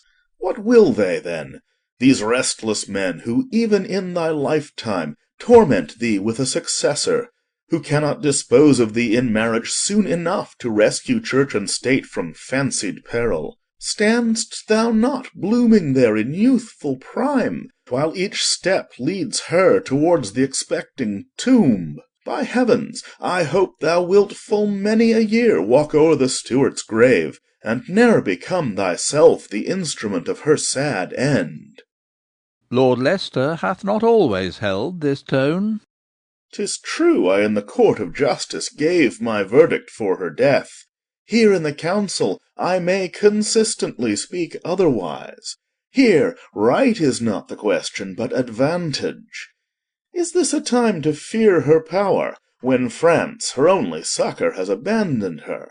When thou preparest with thy hand to bless the royal son of France? When the fair hope of a new glorious stem of sovereigns begins again to blossom in this land? Why hasten then her death? She's dead already. Contempt and scorn are death to her. Take heed lest ill-timed pity call her into life. 'Tis therefore my advice to leave the sentence by which her life is forfeit in full force. Let her live on, but let her live beneath the headsman's axe, and from the very hour one arm is lifted for her, let it fall. Elizabeth rises. My lords, I now have heard your several thoughts, and give my ardent thanks for this your zeal. With God's assistance, who the hearts of kings illumines, I will weigh your arguments, and choose what best my judgment shall approve. To Burleigh. Lord Burleigh's honest fears, I know it well, are but the offspring of his faithful care. But yet Lord Leicester hath most truly said, there is no need of haste. Our enemy hath lost already her most dangerous sting, the mighty arm of France. The fear that she might quickly be the victim of their zeal will curb the blind impatience of her friends. Enter Sir Amias Paulet and Mortimer. There's Sir Amias Paulet. Noble sir, what tidings bring you? Gracious sovereign, my nephew, who but lately is returned from foreign travel, kneels before thy feet, and offers thee his first and earliest homage. Grant him thy royal grace, and let him grow and flourish in the sunshine of thy favour. Mortimer, kneeling on one knee. Long live my royal mistress! Happiness and glory form a crown to grace her brows. Arise, Sir Knight, and welcome here in England. You've made, I hear, the tour, have been in France and Rome, and tarried too some time at Rheims. Tell me what plots our enemies are hatching. May God confound them all, and may the darts which they shall aim against my sovereign, recoiling, strike their own perfidious breasts. Did you see Morgan and the wily Bishop of Ross? I saw, my queen, all Scottish exiles who forge at Rheims their plots against this realm. I stole into their confidence in hopes to learn some hint of their conspiracies. Private dispatches they entrusted to him, in ciphers, for the Queen of Scots, which he with loyal hand hath given up to us. Say, what are then their latest plans of treason? It struck them all as 'twere a thunderbolt that France should leave them, and with England close this firm alliance. Now they turn their hopes towards Spain. This Walsingham hath written us. Besides a bull, which from the Vatican Pope Sixtus lately levelled at thy throne, arrived at Rheims as I was leaving it. With the next ship we may expect it here. England no more is frightened by such arms. They're always dangerous in bigots' hands. Elizabeth, looking steadfastly at Mortimer. Your enemies have said that you frequented the schools at Rheims, and have abjured your faith. So I pretended, that I must confess. Such was my anxious wish to serve my queen. Elizabeth to Paulet, who presents paper to her. What have you there? 'Tis from the Queen of Scots. 'Tis a petition, and to thee addressed. Burleigh, hastily catching at it. Give me the paper. Paulet, giving it to the Queen. By your leave, my Lord High Treasurer, the lady ordered me to bring it to her Majesty's own hands. She says I am her enemy. I am the enemy of her offences only, and that which is consistent with my duty I will and readily oblige her in. The Queen takes the letter. As she reads it, Mortimer and Leicester speak some words in private. What may the purport of the letter be? Idle complaints, from which one ought to screen the Queen's too tender heart. What it contains she did not hide from me. She asks a boon. She begs to be admitted to the grace of speaking with the Queen. It cannot be. Why not? Her supplication's not unjust. For her, the base encourager of murder? Her, who hath thirsted for our sovereign's blood? The privilege to see the royal presence is forfeited. A faithful counsellor can never give this treacherous advice. And if the Queen is gracious, sir, are you the man to hinder pity's soft emotions? She is condemned to death. Her head is laid beneath the axe, and it would ill become the Queen to see a death-devoted head. The sentence cannot have its execution if the Queen's majesty approaches her. For pardon still attends the royal presence, as sickness flies the health-dispensing hand. Elizabeth, having read the letters, dries her tears. Oh, what is man? What is the bliss of earth? To what extremities is she reduced, who with such proud and splendid hopes began, who, called to sit on the most ancient throne of Christendom, misled by vain ambition, hoped with a triple crown to deck her brows? How is her language altered since the time when she assumed the arms of England's crown, and by the flatterers of her court was styled sole monarch of the 2 Britannic Isles? Forgive me, lords, my heart is cleft in twain. Anguish possesses me, and my soul bleeds to think that earthly goods are so unstable, and that the dreadful fate which rules mankind should threaten mine own house, and scowl so near me. O Queen, the God of mercy hath informed your heart. O hearken to this heavenly guidance. Most grievously indeed hath she atoned her grievous crime, and it is time that now at last her heavy penance have an end. Stretch forth your hand to raise this abject Queen, and, like the luminous vision of an angel, descend into her jail's sepulchral night. Be steadfast, mighty Queen. Let no emotion of seeming laudable humanity mislead thee. Take not from thyself the power of acting as necessity commands. Thou canst not pardon her, thou canst not save her. Then heap not on thyself the odious blame that thou, with cruel and contemptuous triumph, didst glut thyself with gazing on thy victim. Let us, my lords, remain within our bounds. The Queen is wise, and doth not need our counsels to lead her to the most becoming choice. This meeting of the Queens hath naught in common with the proceedings of the Court of Justice.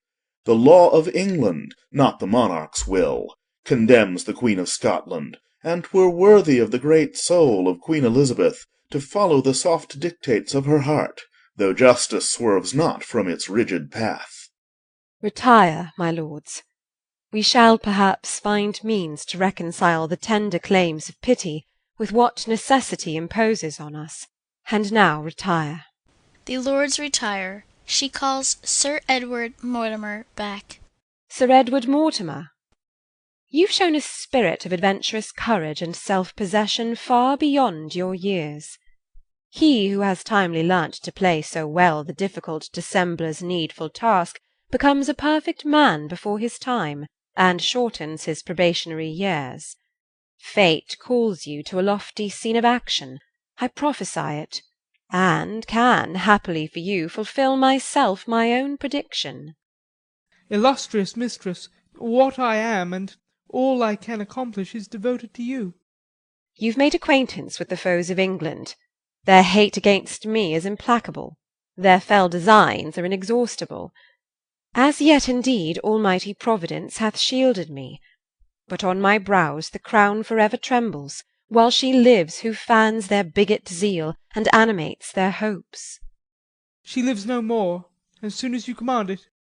Oh, sir, I thought I saw my labour's end, and I am come no further than at first.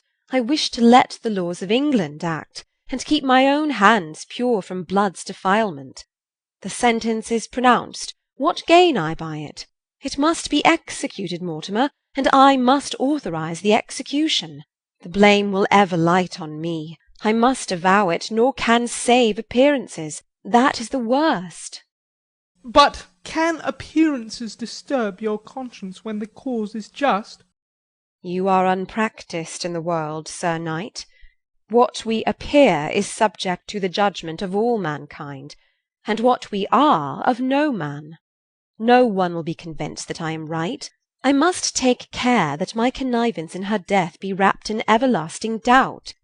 In deeds of such uncertain double visage, safety lies only in obscurity. Those measures are the worst that stand avowed.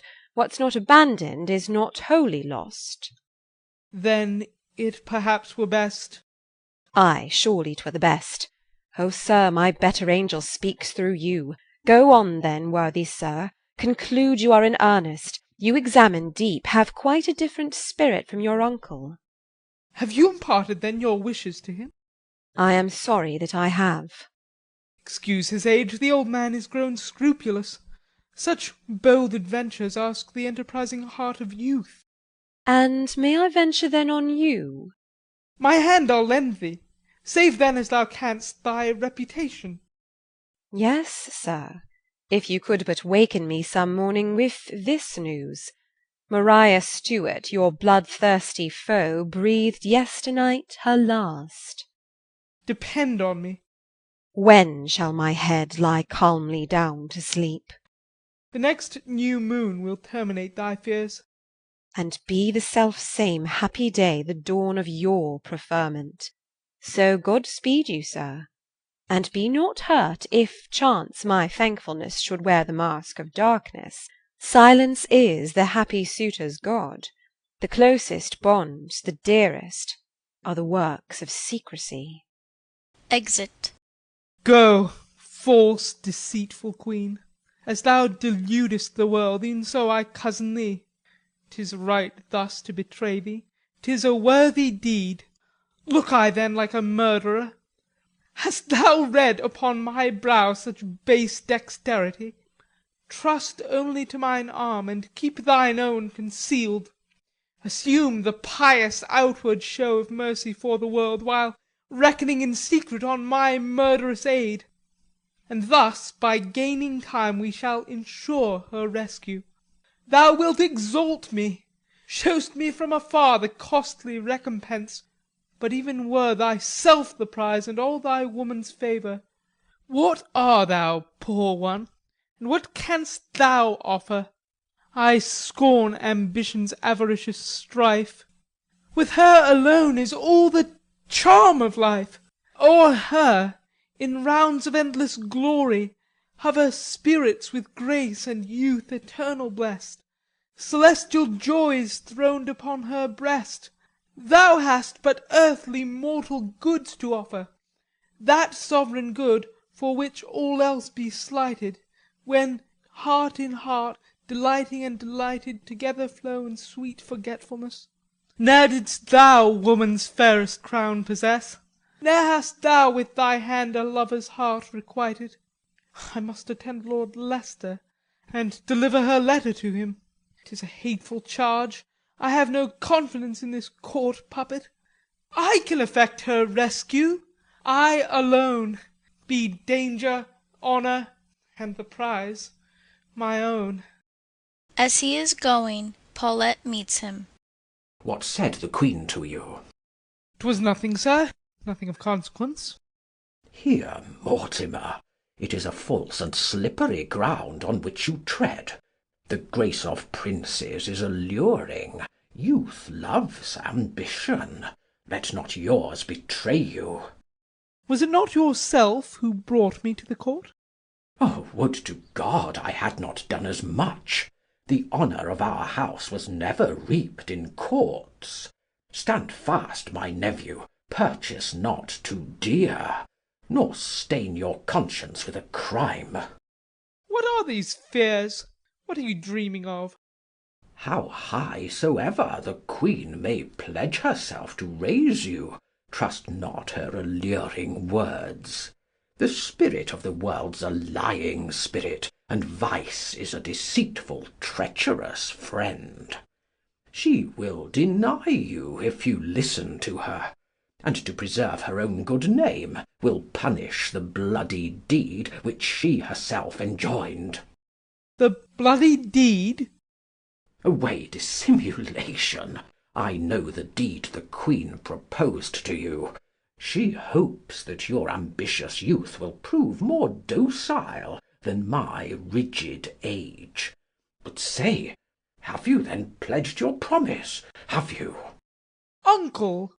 If you have done so, I abandon you, and lay my curse upon you. Leicester entering. Worthy sir, I with your nephew wish a word. The Queen is graciously inclined to him. She wills that to his custody the Scottish Queen be with full powers intrusted. She relies on his fidelity. Relies? 'Tis well. What say you, sir? Her Majesty relies on him, and I, my noble lord, rely upon myself, and my 2 open eyes. Exit. What ailed the knight? My lord, I cannot tell what angers him. The confidence, perhaps, the Queen so suddenly confers on me. Are you deserving, then, of confidence? This would I ask of you, my Lord of Leicester. You said you wished to speak with me in private. Assure me first that I may safely venture. Who gives me an assurance on your side? Let not my want of confidence offend you. I see you, sir, exhibit at this court 2 different aspects. One of them must be a borrowed one, but which of them is real? The selfsame doubts I have concerning you. Which, then, shall pave the way to confidence? He who by doing it is least in danger. Well, that are you. No, you. The evidence of such a weighty, powerful pair as you can overwhelm my voice. My accusation is weak against your rank and influence. Sir, you mistake.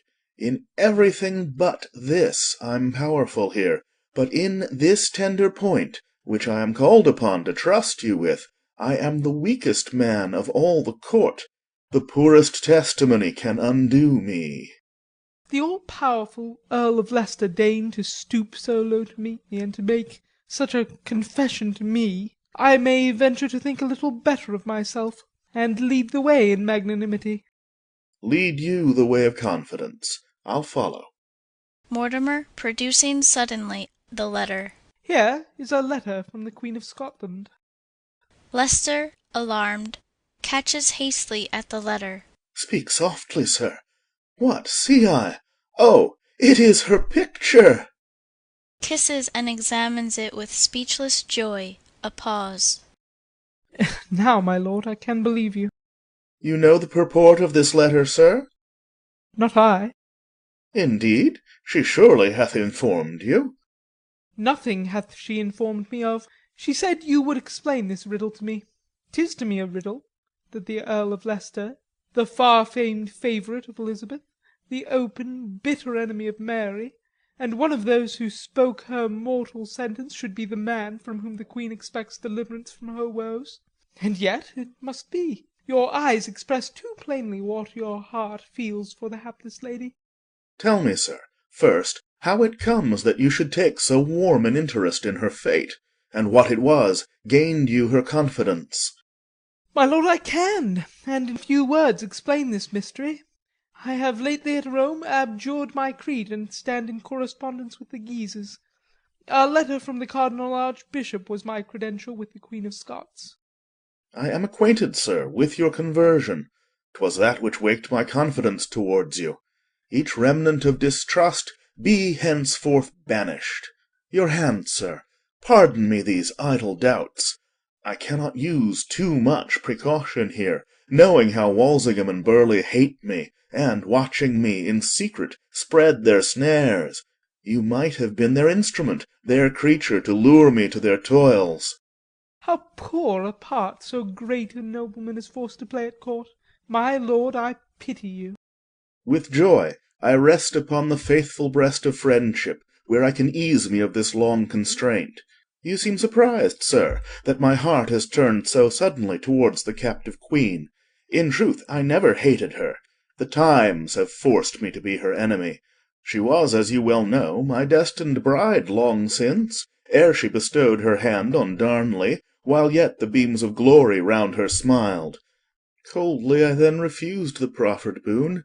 Now, in confinement, at the gates of death, I claim her at the hazard of my life. True magnanimity, my lord. The state of circumstances since that time is changed. Ambition made me all insensible to youth and beauty. Mary's hand I held too insignificant for me. I hoped to be the husband of the Queen of England. It is well known she gave you preference before all others. So indeed it seemed. Now, after 10 lost years of tedious courtship and hateful self-constraint, oh, sir, my heart must ease itself of this long agony. They call me happy.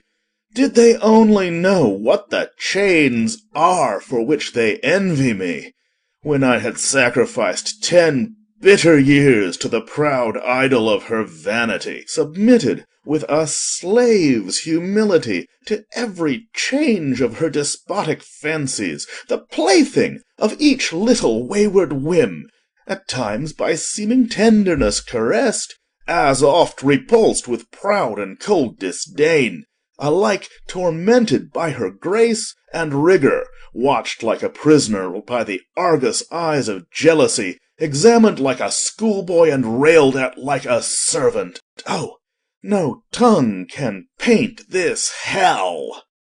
My lord, I feel for you.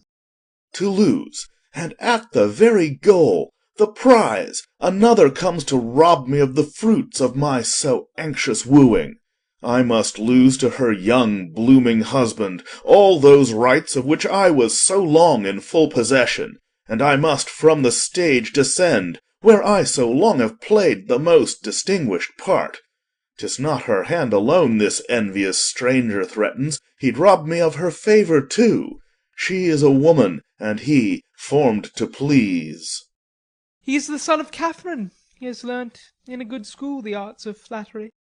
Thus fall my hopes. I strove to seize a plank to bear me in this shipwreck of my fortunes, and my eye turned itself towards the hope of former days once more. Then Mary's image within me was renewed, and youth and beauty once more asserted all their former rights. No more 'twas cold ambition, 'twas my heart which now compared, and with regret I felt the value of the jewel I had lost. With horror I beheld her in the depths of misery, cast down by my transgression. Then waked the hope in me that I might still deliver and possess her. I contrived to send her through a faithful hand the news of my conversion to her interests, and in this letter which you brought me she assures me that she pardons me, and offers herself as guerdon if I rescue her. But you attempted nothing for her rescue. You let her be condemned without a word. You gave yourself your verdict for her death. A miracle must happen, and the light of truth must move me, her keeper's nephew, and heaven must in the Vatican at Rome prepare for her an unexpected succour, else had she never found the way to you. Oh, sir, it has tormented me enough. About this time it was that they removed her from Talbot's castle, and delivered her up to your uncle's stricter custody. Each way to her was shut. I was obliged before the world to persecute her still, but do not think that I would patiently have seen her led to death. No, sir, I hoped, and still I hope, to ward off all extremes till I can find some certain means to save her. These are already found. My Lord of Leicester, your generous confidence in me deserves a like return. I will deliver her. That is my object here. My dispositions are made already, and your powerful aid assures us of success in our attempt. What say you? You alarm me. How? You would— I'll open forcibly her prison gates. I have confederates, and all is ready. You have confederates, accomplices. Alas, in what rash enterprise would you engage me? And these friends, know they my secret? Fear not. Our plan was laid without your help. Without your help it would have been accomplished, had she not signified her resolution to owe her liberty to you alone. And can you then with certainty assure me that in your plot my name has not been mentioned? You may depend upon it. How, my lord, so scrupulous when help is offered you? You wish to rescue Mary and possess her. You find confederates. Sudden, unexpected, the readiest means fall, as it were from heaven, yet you show more perplexity than joy. We must avoid all violence. It is too dangerous an enterprise. Delay is also dangerous. I tell you, sir, 'tis not to be attempted. My lord, too hazardous for you who would possess her. But we, who only wish to rescue her, we are more bold. Young man, you are too hasty in such a thorny, dangerous attempt. And you too scrupulous in honour's cause. I see the trammels that are spread around us. And I feel courage to break through them all. Foolhardiness and madness, is this courage? This prudence is not bravery, my lord. You surely wish to end like Babington. You not to imitate great Norfolk's virtue. Norfolk ne'er won the bride he wooed so fondly. But yet he proved how truly he deserved her. If we are ruined, she must fall with us. If we risk nothing, she will ne'er be rescued. You will not weigh the matter, will not hear. With blind and hasty rashness you destroy the plans which I so happily had framed. And what then the plans which you had framed? What have you done then to deliver her? And how if I were miscreant enough to murder her, as was proposed to me this moment by Elizabeth, and which she looks upon as certainty? Only name the measures you have taken to protect her. Did the Queen give you then this bloody order? She was deceived in me as Mary is in you. And have you promised it? Say, have you? That she might not engage another's hand, I offered mine. Well done, sir. That was right. This gives us leisure, for she rests secure upon your bloody service, and the sentence is unfulfilled the while, and we gain time. No, we are losing time. The Queen depends on you, and will the readier make a show of mercy. And I may prevail on her to give an audience to her adversary, and by this stratagem we tie her hands. Yes, I will make the attempt, strain every nerve. And what is gained by this? When she discovers that I am cheating her, that Mary lives, are we not where we were? She never will be free. The mildest doom which can await her at best is but perpetual confinement. A daring deed must one day end the matter. Why will you not with such a deed begin? The power is in your hands. Would you but rouse the might of your dependents round about your many castles, 'twere an host, and still had Mary many secret friends. The Howards and Percy's noble houses, though their chiefs be fallen, are rich in heroes. They but wait for the example of some potent lord. Away with feigning act and open part, and like a loyal knight protect your fair. You know you are lord of the person of the Queen of England whene'er you will. Invite her to your castle. Oft hath she thither followed you.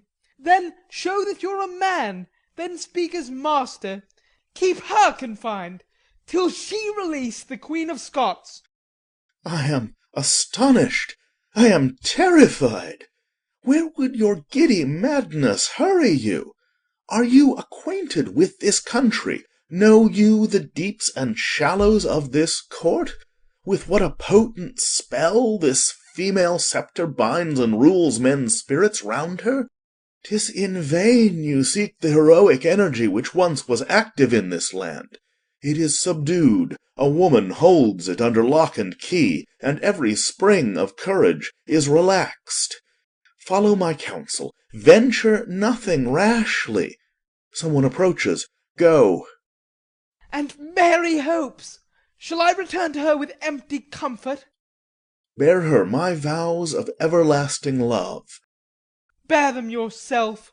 I offered my assistance as her deliverer, not your messenger. Exit.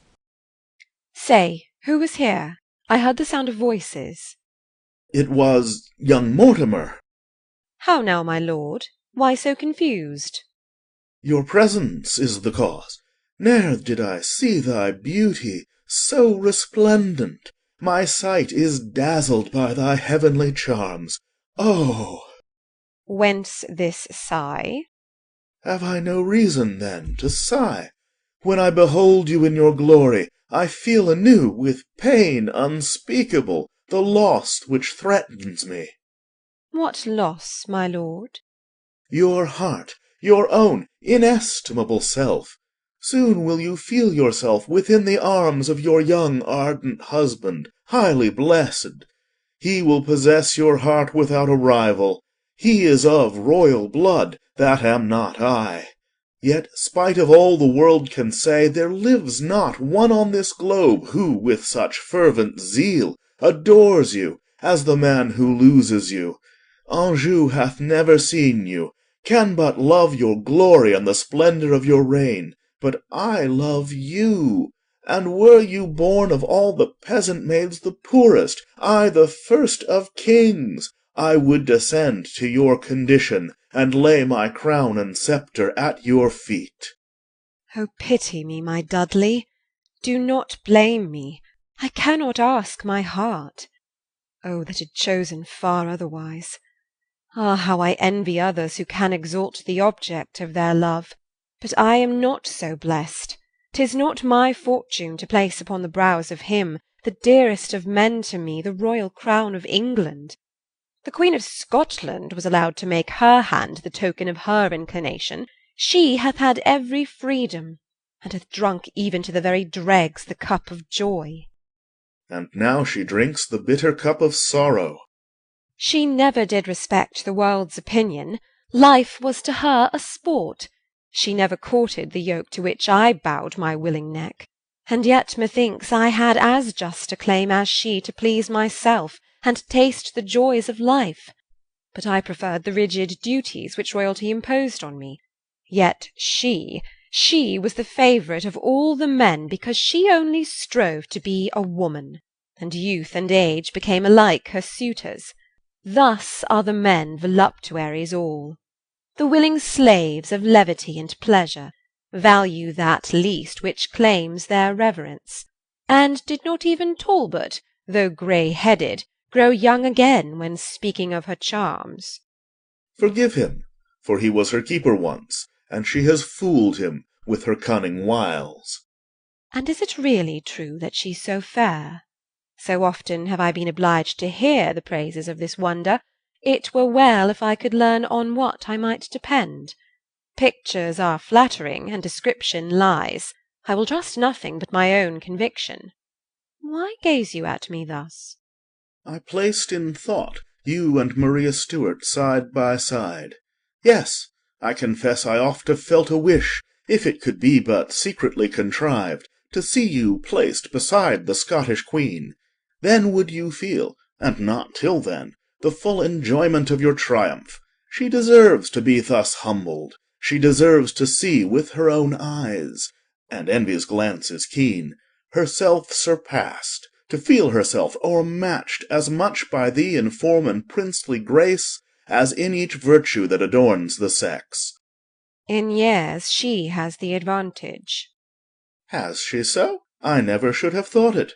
But her griefs, her sufferings, indeed, 'tis possible, have brought down age upon her ere her time. Yes, and 'twould mortify her more to see thee as bride. She hath already turned her back on each fair hope of life, and she would see thee advancing towards the open arms of joy, see thee as bride of France's royal son, she who hath always plumed herself so high on her connection with the house of France, and still depends upon its mighty aid. I'm teased to grant this interview. She asks it as a favour. Grant it as a punishment. For though you should conduct her to the block, yet would it less torment her than to see herself extinguished by your beauty's splendour. Thus can you murder her, as she hath wished to murder you, when she beholds your beauty, guarded by modesty and beaming bright in the clear glory of unspotted fame, which she with thoughtless levity discarded, exalted by the splendour of the crown, and blooming now with tender bridal graces, then is the hour of her destruction come. Yes, when now I behold you, you were never, no, never were you so prepared to seal the triumph of your beauty. As but now you entered the apartment, I was dazzled as by a glorious vision from on high. Could you but now as you are, appear before her, you could find no better moment. Now? No, not now. No, Leicester, this must be maturely weighed. I must with Burleigh. Burleigh! To him you are but sovereign, and as such alone he seeks your welfare. But your rights derived from womanhood, this tender point, must be decided by your own tribunal, not by the statesman. Yet in policy demands that you should see her, and allure by such a generous deed the public voice. You can hereafter act as it may please you, to rid you of the hateful enemy. But would it then become me to behold my kinswoman in infamy and want? They say she is not royally attended. Would not the sight of her distress reproach me? You need not cross her threshold. Hear my counsel. A fortunate conjuncture favours it. The hunt you mean to honour with your presence is in the neighbourhood of Fotheringay. Permission may be given to Lady Stuart to take the air. You meet her in the park, as if by accident. It must not seem to have been planned. And should you not incline, you need not speak to her. If I am foolish, be yours the fault, not mine. I would not care to-day to cross your wishes, for to-day I've grieved you more than all my other subjects. Let it then be your fancy. Leicester, hence you see the free obsequiousness of love, which suffers that which it cannot approve. Leicester prostrates himself before her, and the curtain falls. Act III. In a park. In the foreground, trees. In the background, a distant prospect. Mary advances, running from behind the trees. Hannah Kennedy follows slowly. You hasten on, as if endowed with wings. I cannot follow you so swiftly. Wait! Freedom returns. Oh, let me enjoy it. Let me be childish. Be thou childish with me. Freedom invites me. Oh, let me employ it, skimming with winged step light o'er the lea. Have I escaped from this mansion of mourning? Holds me no more the sad dungeon of care? Let me, with joy and with eagerness burning, drink in the free, the celestial air. O my dear lady, but very little is your sad jail extended. You behold not the wall that shuts us in. These plaited tufts of trees hide from your sight the hated object. Thanks to these friendly trees, that hide from me my prison walls and flatter my illusion. Happy I now may deem myself and free. Why wake me from my dreams so sweet confusion? The extended vault of heaven around me lies. Free and unfettered range my wandering eyes o'er spaces vast, immeasurable sea. From where yon misty mountains rise on high, I can my empire's boundaries explore. And those light clouds which, steering southwards, fly, seek the mild clime of France's genial shore. Fast fleeting clouds, ye meteors that fly, could I but with you sail through the sky, tenderly greet the dear land of my youth. Here I am captive, oppressed by my foes. No other than you may carry my woes. Free through the ether your pathway is seen. Ye own not the power of this tyrant queen. Alas, dear lady, you're beside yourself. This long lost, long sought freedom makes you rave. Yonder's a fisher returning to his home. Poor though it be, would he lend me his wherry, quick to congenial shores would I ferry. Spare is his trade, and labour's his doom. Rich would I freight his vessel with treasure. Such a draught should be his as he never had seen. Wealth should he find in his nets without measure. would he but rescue a poor captive queen. Fond, fruitless wishes! See you not from far how we are followed by observing spies? A dismal, barbarous prohibition scares each sympathetic being from our path. No, gentle Hannah, trust me, not in vain my prison gates are opened. This small grace is harbinger of greater happiness. No, I mistake not. 'Tis the active hand of love to which I owe this kind indulgence. I recognize in this the mighty arm of Leicester. They will by degrees expand my prison, will accustom me through small to greater liberty, until at last I shall behold the face of him whose hand will dash my fetters off, and that forever. O my dear queen, I cannot reconcile these contradictions. 'Twas but yesterday that they announced your death, and all at once to-day you have such liberty. Their chains are also loosed, as I have oft been told, whom everlasting liberty awaits. Hunting horns at a distance. Hear'st then the bugle so blithely resounding? Hear'st thou its echoes through wood and through plain? O might I now, on my nimble steed bounding, join with the jocund, the frolicsome train! Hunting horns again heard. Again! O this sad and this pleasing remembrance! These are the sounds which, so sprightly and clear, oft, when with music the hounds and the horn, so cheerfully welcomed the break of the morn, on the heaths of the Highlands delighted my ear. Enter Paulette. Well, have I acted right at last, my lady? Do I for once at least deserve your thanks? How? Do I owe this favour, sir, to you? Why not to me?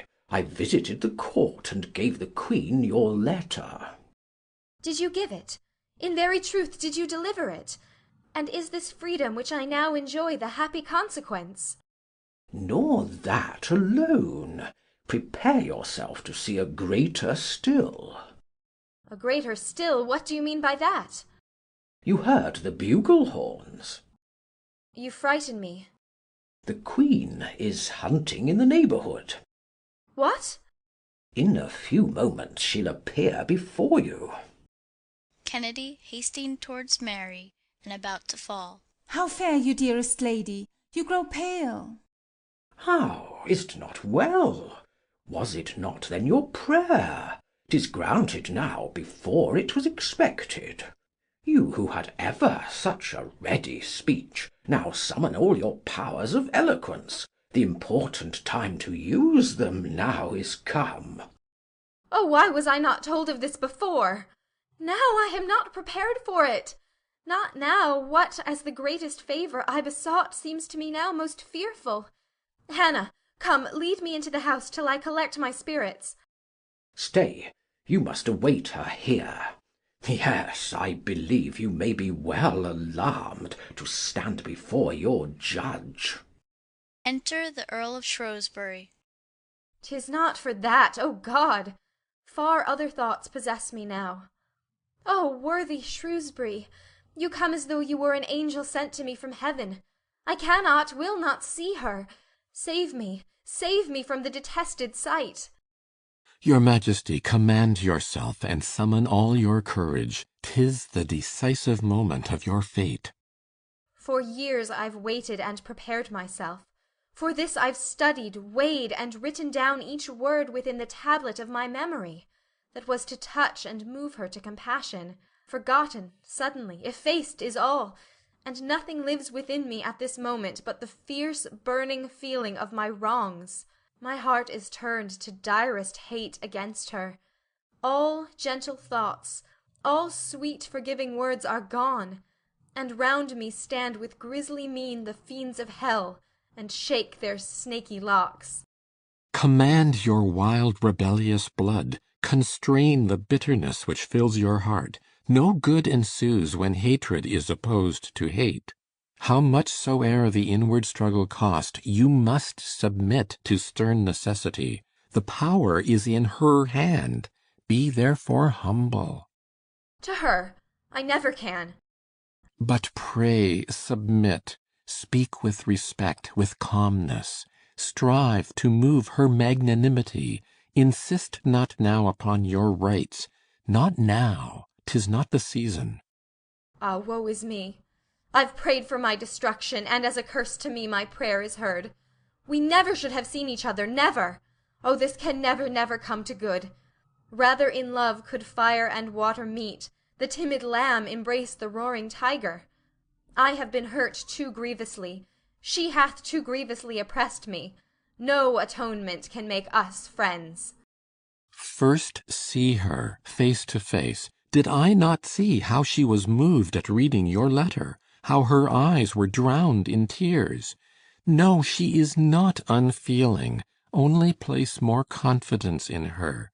It was for this that I came on before her, to entreat you to be collected, to admonish you. Mary, seizing his hand. Oh, Talbot, you have ever been my friend! Had I but stayed beneath your kindly care! They have indeed misused me, Shrewsbury. Let all be now forgot, and only think how to receive her with submissiveness.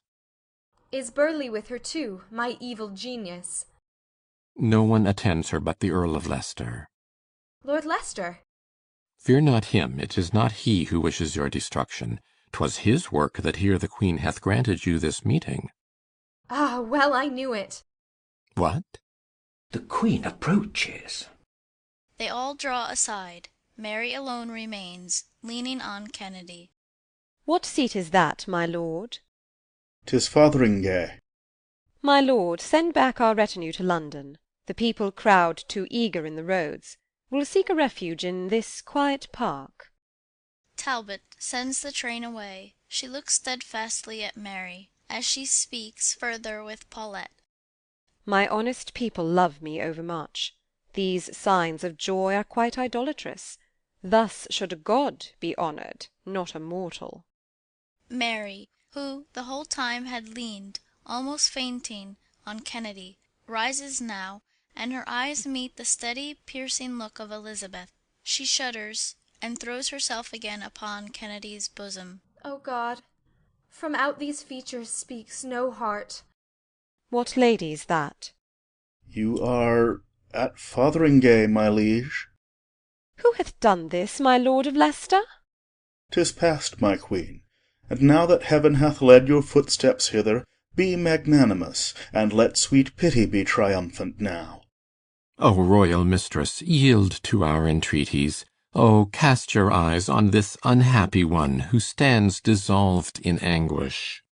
Mary collects herself, and begins to advance towards Elizabeth, stops shuddering at half-way. Her action expresses the most violent internal struggle.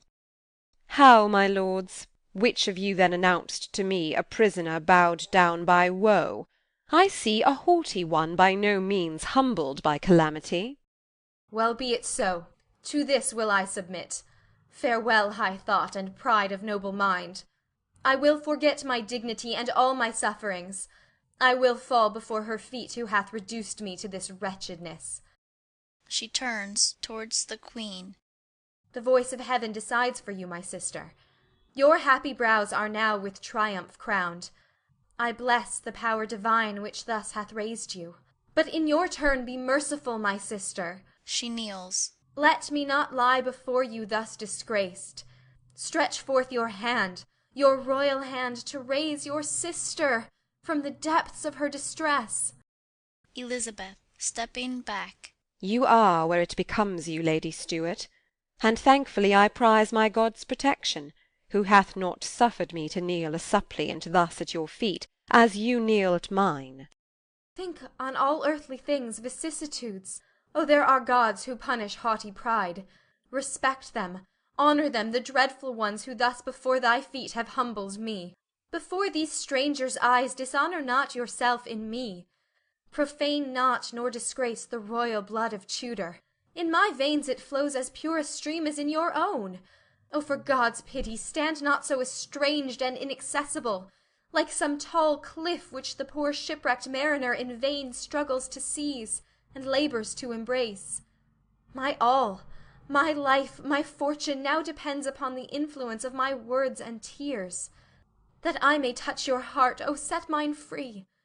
If you regard me with those icy looks, my shuddering heart contracts itself, the stream of tears is dried, and frigid horror chains the words of supplication in my bosom.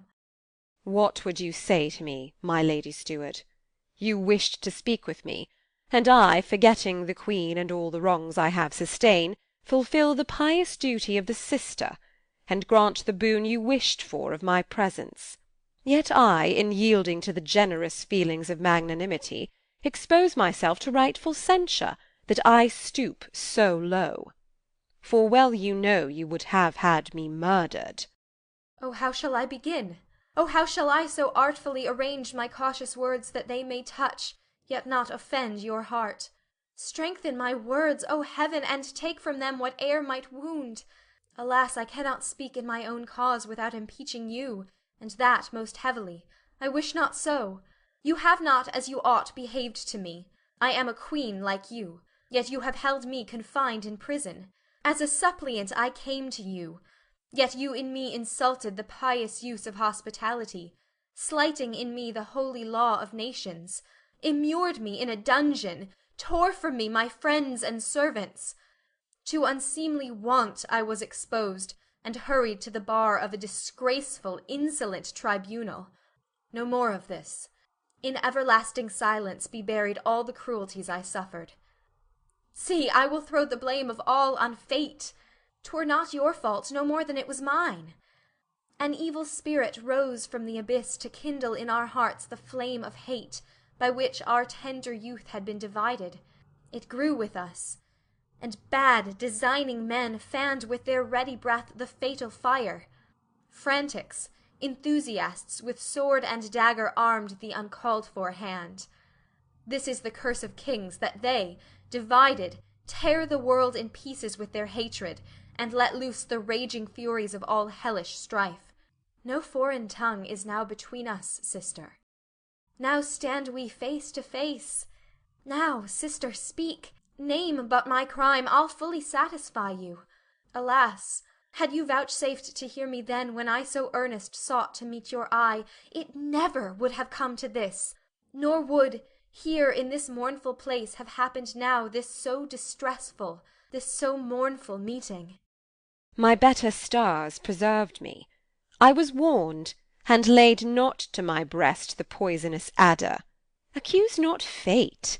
Your own deceitful heart it was, the wild ambition of your house, as yet no enmities had passed between us, when your imperious uncle, the proud priest, whose shameless hand grasps at all crowns, attacked me with unprovoked hostility, and taught you, but too docile, to assume my arms, to vest yourself with my imperial title, and meet me in the lists in mortal strife. What arms employed he not to storm my throne? The curses of the priests, the people's sword, the dreadful weapons of the religious frenzy. Even here in my own kingdom's peaceful haunts he fanned the flames of civil insurrection. But God is with me, and the haughty priest has not maintained the field.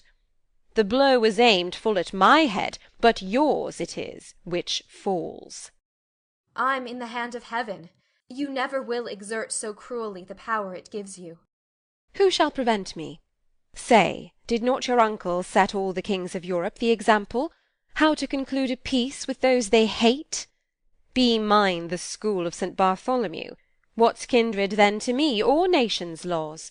The Church can break the bands of every duty, it consecrates the regicide, the traitor. I only practise what your priests have taught. Say then, what surety can be offered me, should I magnanimously loose your bonds? Say, with what lock can I secure your faith, which by St. Peter's keys cannot be opened? Force is my only surety.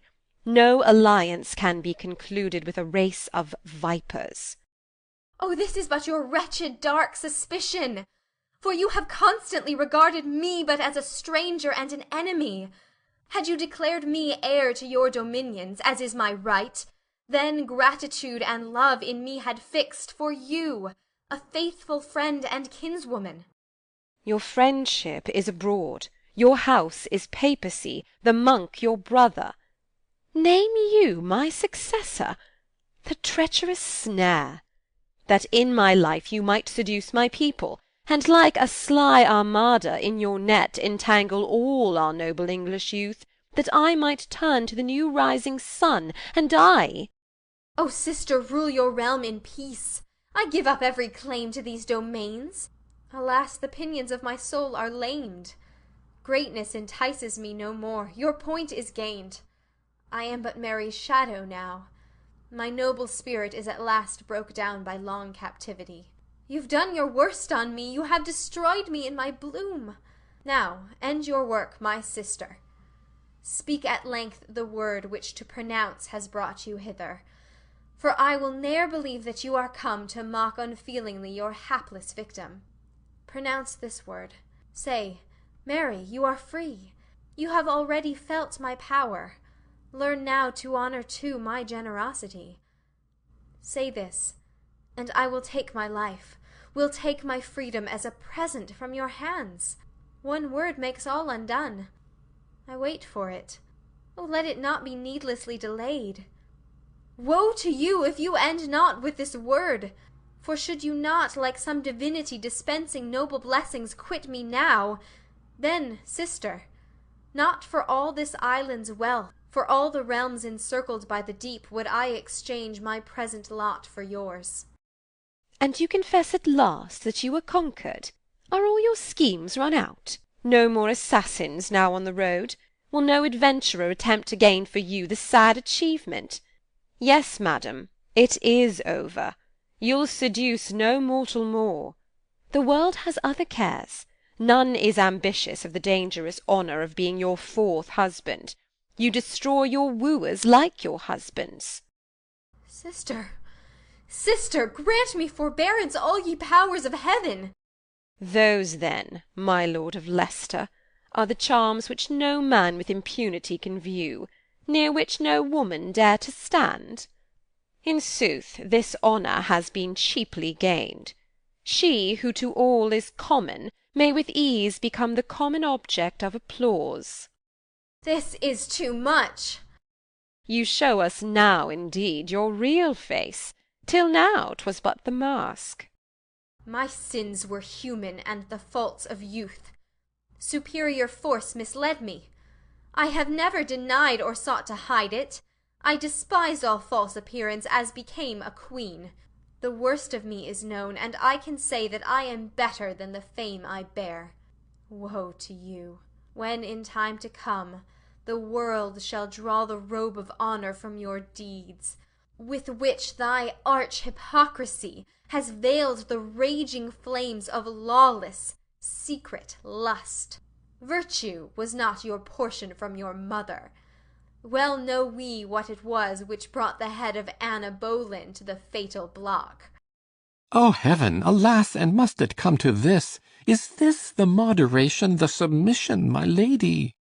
Moderation! I've supported what human nature can support. Farewell, lamb-hearted resignation.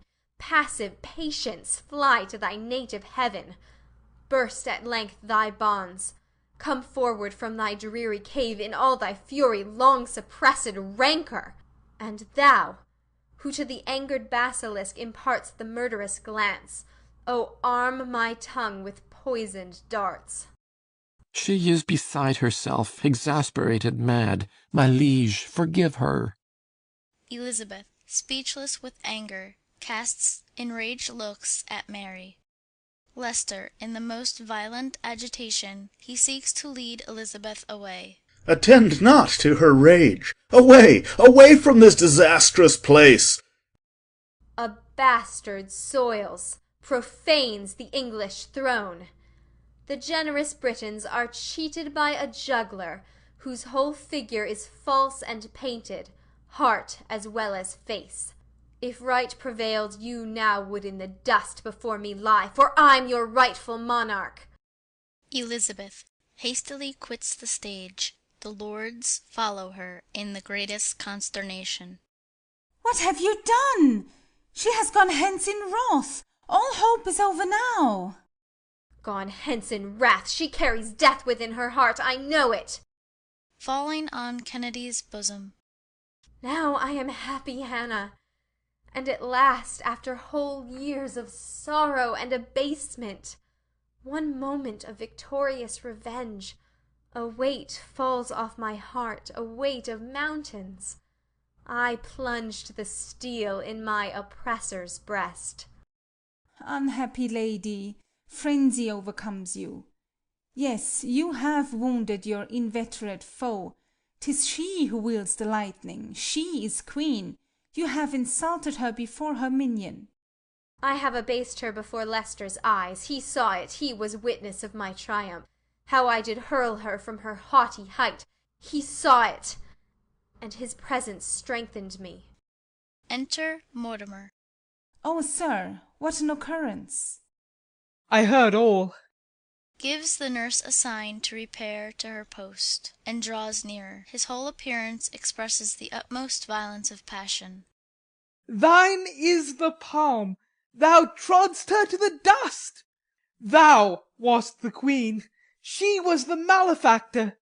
I am transported with thy noble courage. Yes, I adore thee. Like a deity, my senses dazzled by thy heavenly beams. You spoke with Leicester, gave my letter to him, my present too. Oh, speak, sir.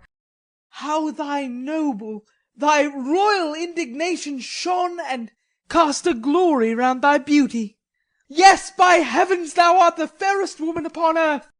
Sir, satisfy, I beg you, my impatience. What says his lordship? Say, sir, may I hope? Who? He? He's a wretch, a very coward. Hope naught from him. Despise him and forget him. What say you? He deliver and possess you? Why, let him dare it. He must with me in mortal contest first deserve the prize. You gave him not my letter. Then indeed my hopes are lost. The coward loves his life. Whoe'er would rescue you and call you his must boldly dare affront e'en death itself. Will he do nothing for me? Speak not of him. What can he do? What need have we of him? I will release you, I alone. Alas, what power have you? Deceive yourself no more. Think not your case is now as formerly. The moment that the queen thus quitted you, and that your interview had ta'en this turn, all hope was lost, each way of mercy shut. Now deeds must speak, now boldness must decide. To compass all, must all be hazarded. You must be free before the morning break. What say you, sir, to-night? Impossible. Hear what has been resolved. I led my friends into a private chapel, where a priest heard our confession, and for every sin we had committed gave us absolution. He gave us absolution too beforehand, for every crime we might commit in future. He gave us too the final sacrament, and we are ready for the final journey. Oh, what an awful, dreadful preparation! We scale this very night the castle's walls. The keys are in my power. The guards we murder. Then from thy chamber bear thee forcibly. Each living soul must die beneath our hands, that none remain who might disclose the deed. And Drury, Paulet, my two keepers, they would sooner spill their dearest drop of blood. They fall the very first beneath my steel.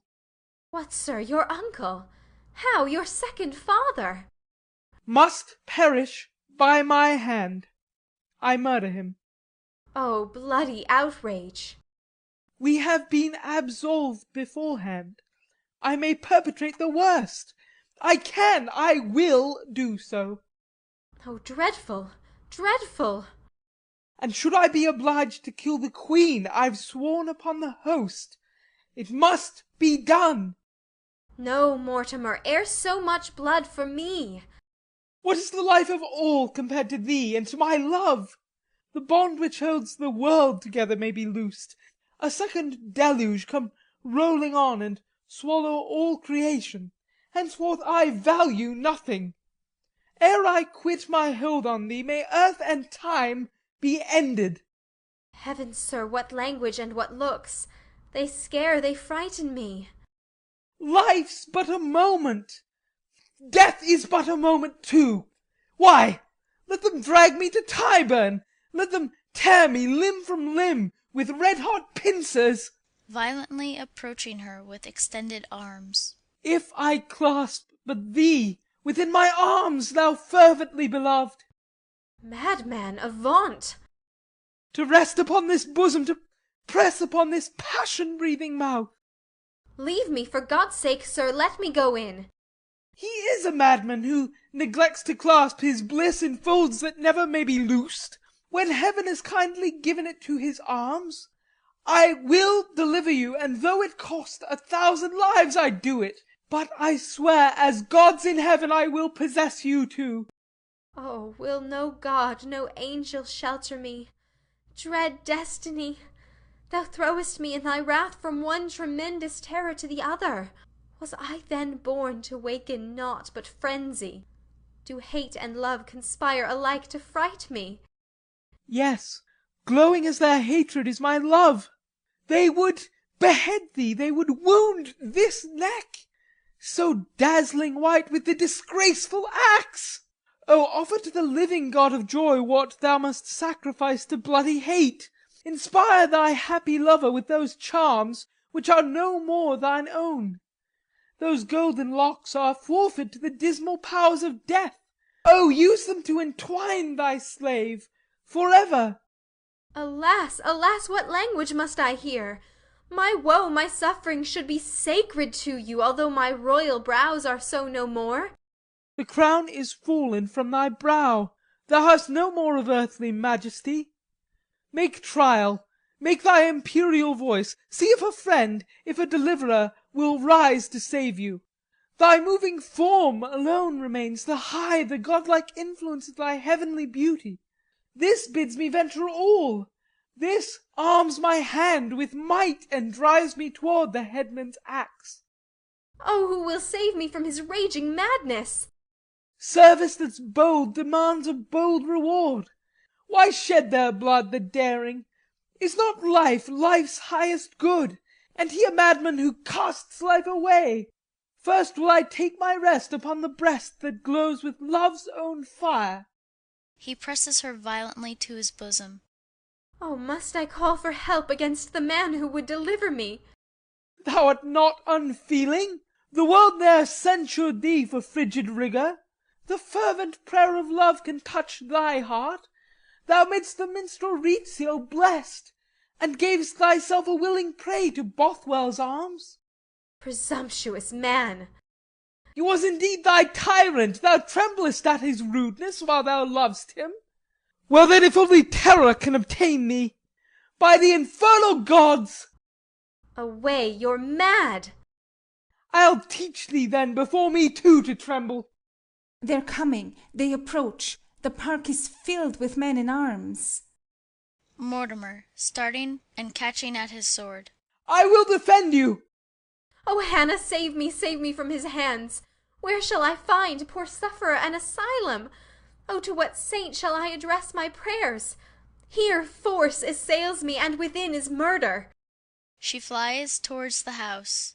Kennedy follows her. Mortimer, Paulette, and Drury rush in the greatest consternation. Attendants hasten over the stage. Shut all the portals! Draw the bridges up! What is the matter, uncle? Where is the murderess? Down with her! Down into the darkest dungeon! What is the matter? What has passed? The Queen! Accursed hand! Infernal machination! The Queen? What Queen? What Queen? The Queen of England. She has been murdered on the road to London. Hastens into the house. Am I then mad? Came not one running by but now, and cried aloud, the Queen is murdered? No, no, I did but dream. A feverish fancy paints that upon my mind as true and real, which but existed in my frantic thoughts. Who's there? It is O'Kelly, so dismayed. Flee, Mortimer, oh, flee, for all is lost. What then is lost? Stand not on question, think on speedy flight. What has occurred? Savage, that madman struck the blow. It is then true! True, true. Oh, save yourself. The Queen is murdered, and Mary shall ascend the English throne. Is murdered? Who said that? Yourself. She lives, and I and you and all of us are lost. She lives? The blow was badly aimed. Her cloak received it. Shrewsbury disarmed the murderer. She lives? She lives to whelm us all in ruin. Come! They surround the park already. Come! Who did this frantic deed?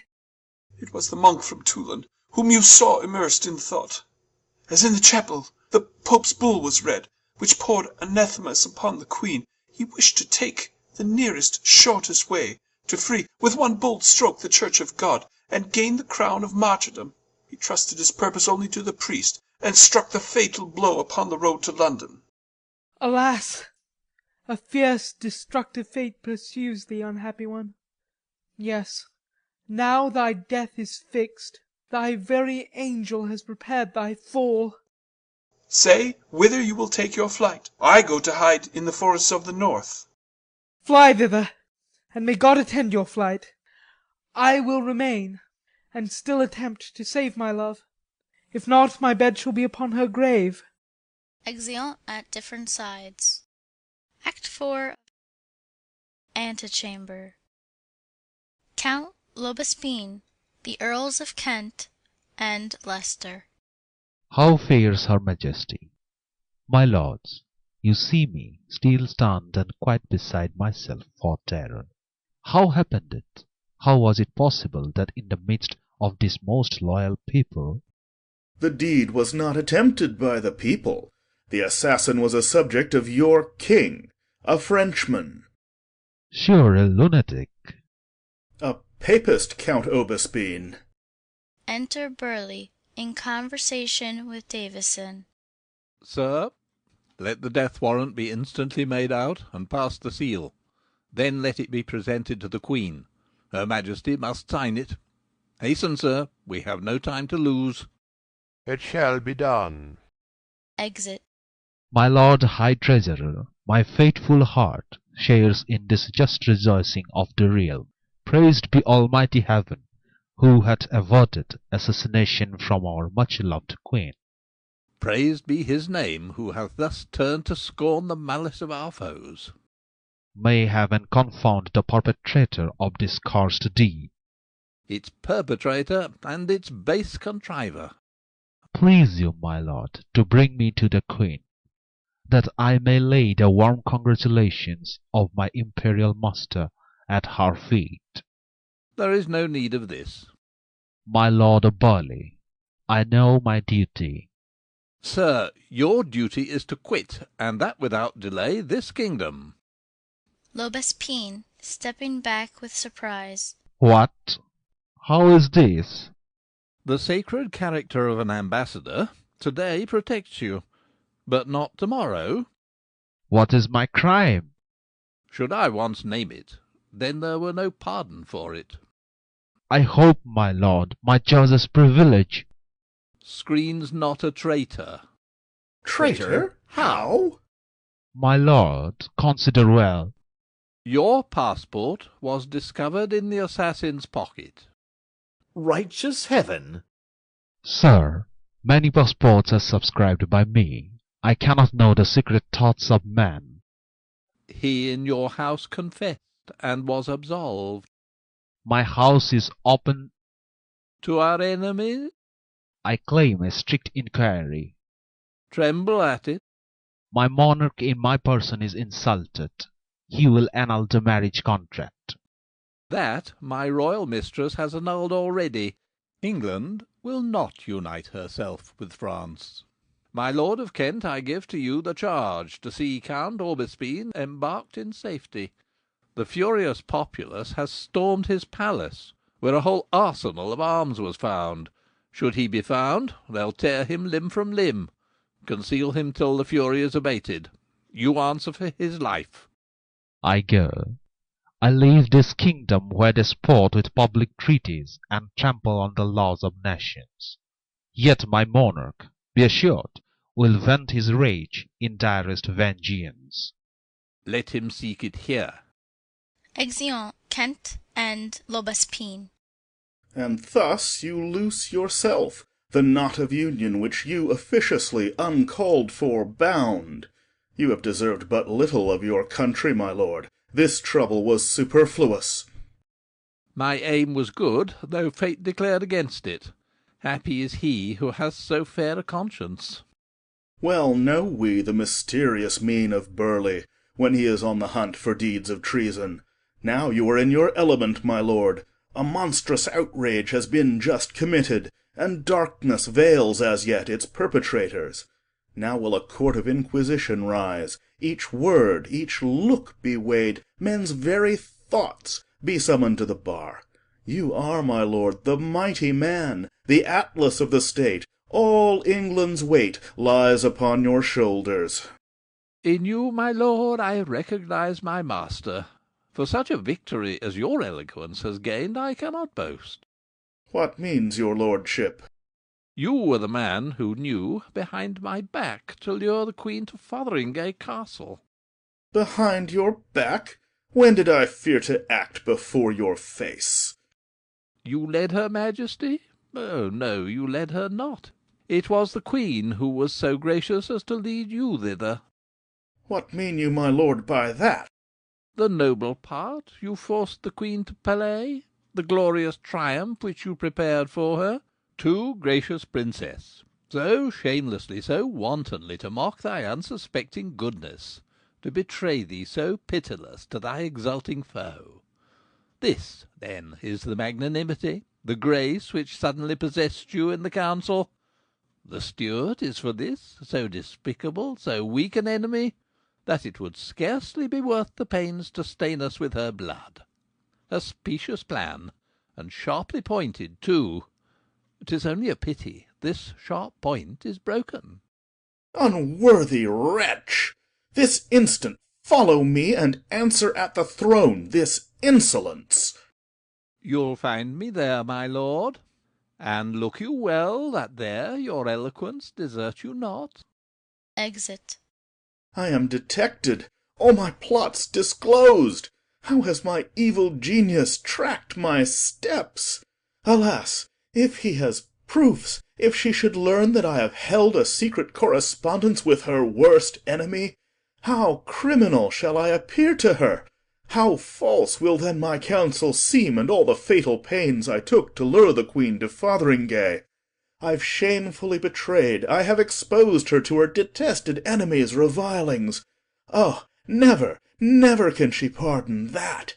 All will appear as if premeditated, the bitter turn of this sad interview, the triumph and the tauntings of her rival, yes, e'en the murderous hand which had prepared a bloody, monstrous, unexpected fate, all will be ascribed to my suggestions.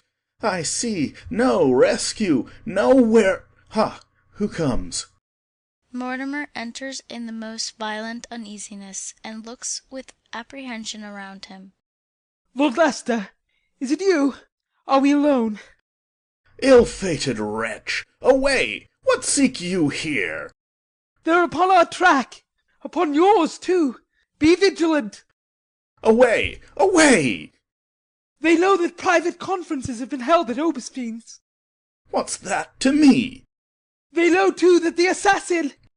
That is your affair, audacious wretch, to dare to mix my name in your detested outrage. Go, defend your bloody deeds yourself.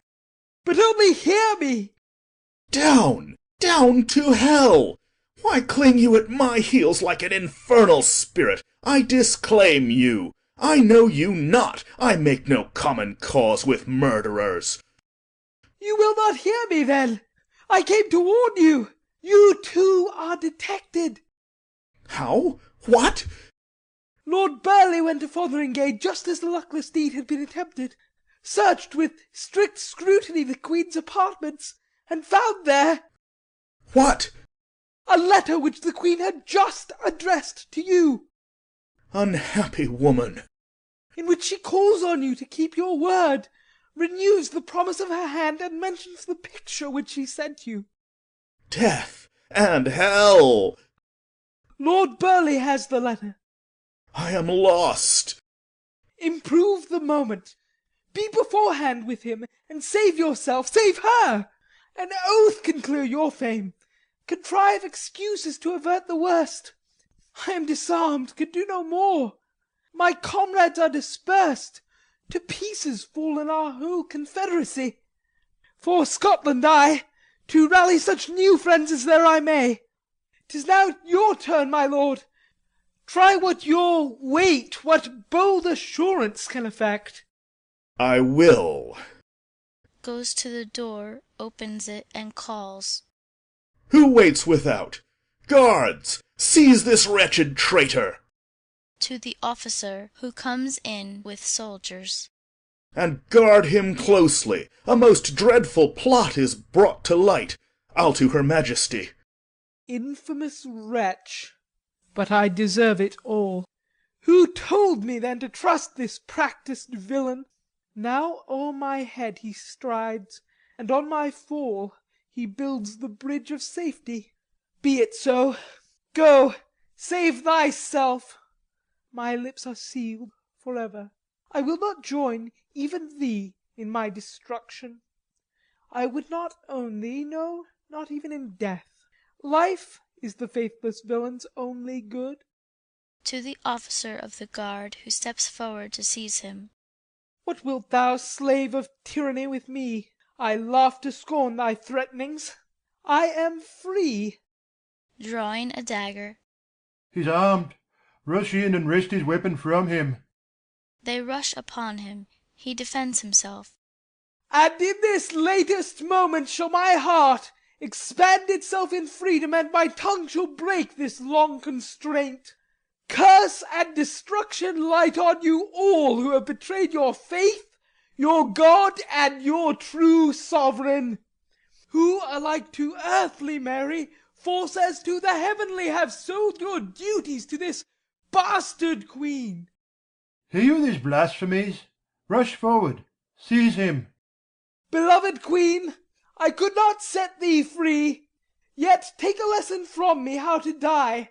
Mary, thou holy one, oh pray for me, and take me to thy heavenly home on high.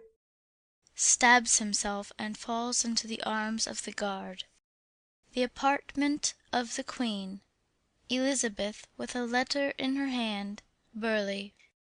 To lure me thither, trifle with me thus, the traitor, thus to lead me as in triumph into the presence of his paramour. O Burleigh, ne'er was woman so deceived.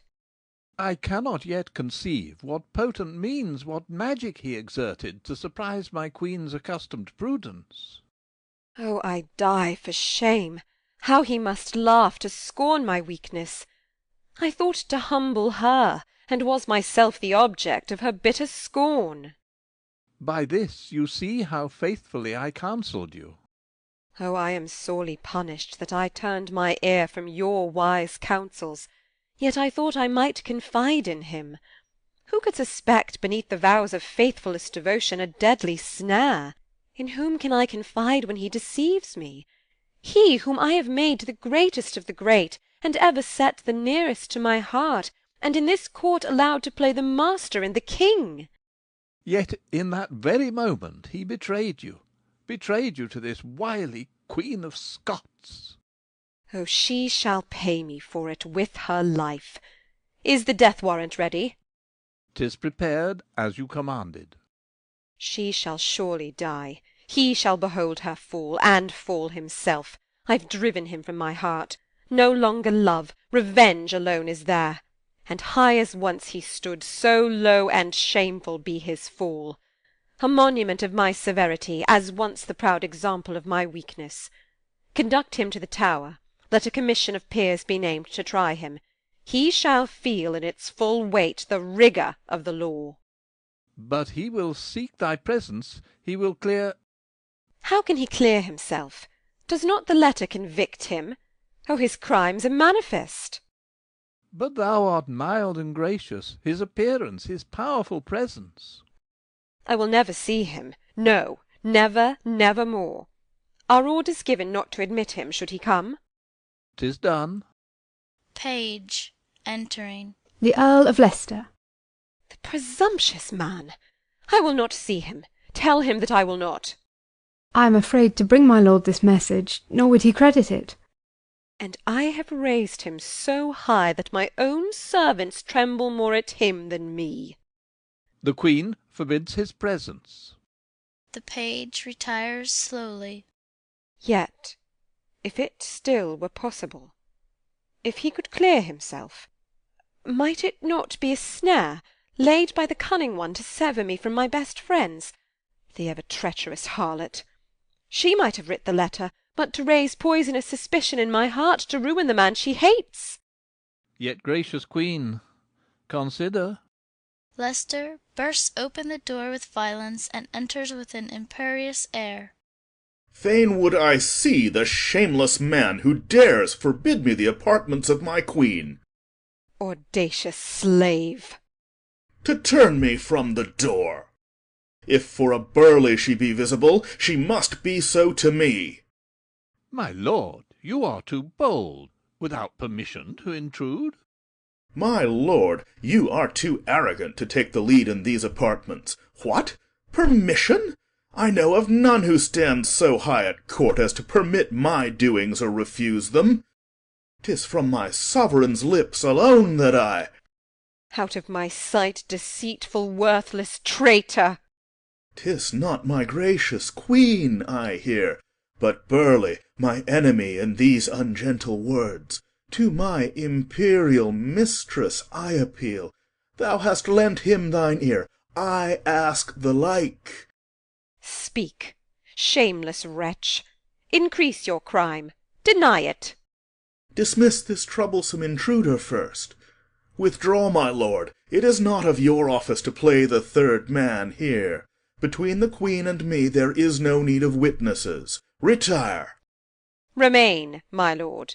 'Tis my command. What has a third to do twixt thee and me? I have to clear myself before my queen, my worshipped queen. I will maintain the rights which thou hast given me.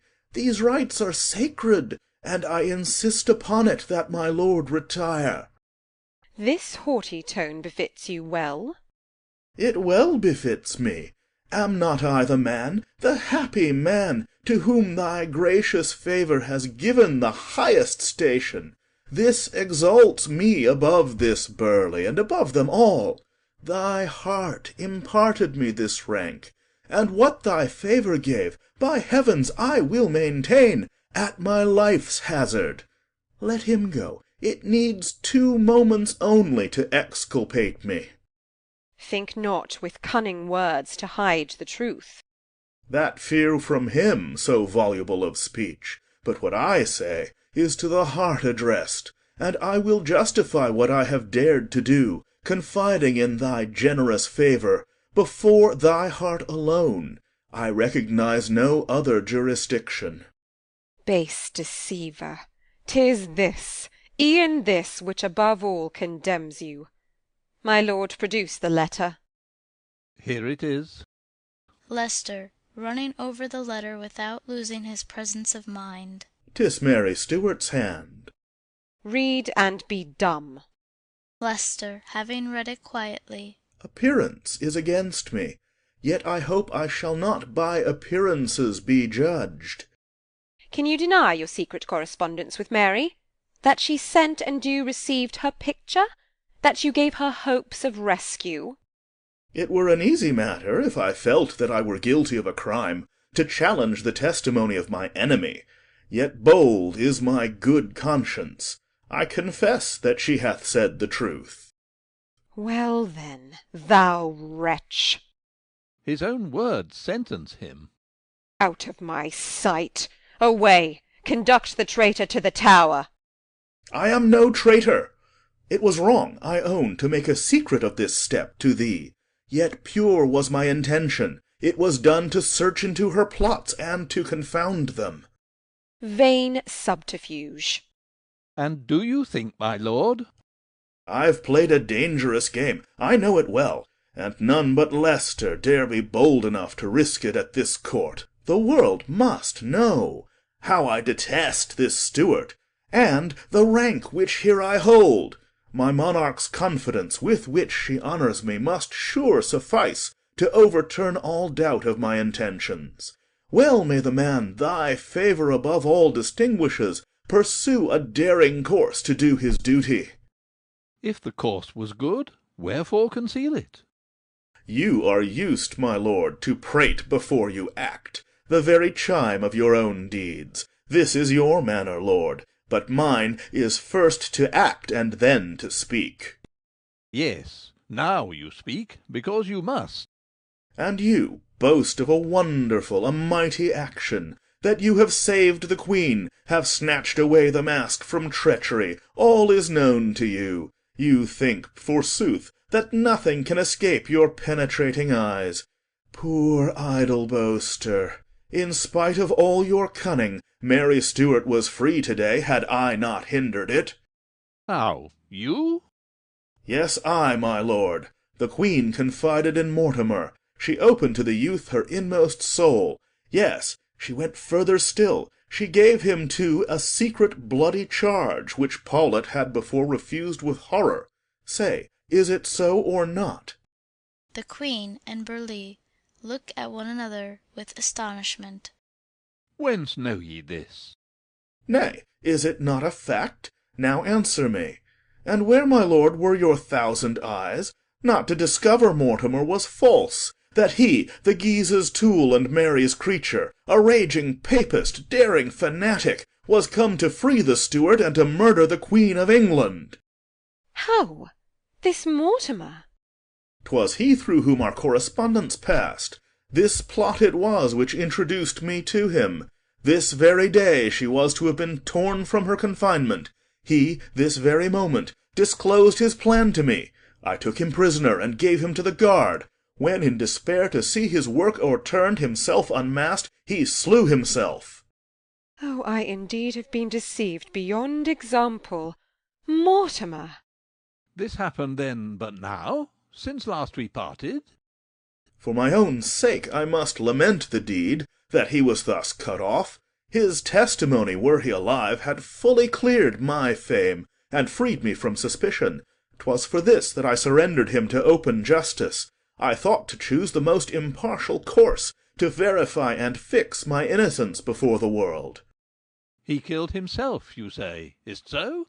Or did you kill him? Vile suspicion! Hear but the guard who seized him. He goes to the door and calls. Ho! Who waits? Enter the officer of the guard. Sir, tell the queen how Mortimer expired. I was on duty in the palace porch, when suddenly my lord threw wide the door, and ordered me to take the knight in charge, denouncing him a traitor. Upon this he grew enraged, and with the most bitter curses against our sovereign and our holy faith, he drew a dagger, and before the guards could hinder his intention, plunged the steel into his heart, and fell a lifeless corpse. 'Tis well, you may withdraw. Her Majesty has heard enough. The officer withdraws. Oh, what a deep abyss of monstrous deeds! Who was it then, my queen, who saved you? Was it Burleigh? Did he know the dangers which surrounded you? Did he avert them from your head?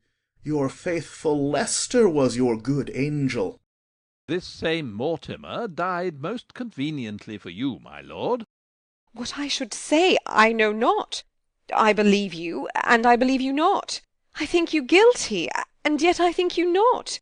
Curse on her who caused me all this anguish. She must die. I now myself consent unto her death. I formerly advised you to suspend the sentence till some arm should rise anew on her behalf. The case has happened now, and I demand her instant execution.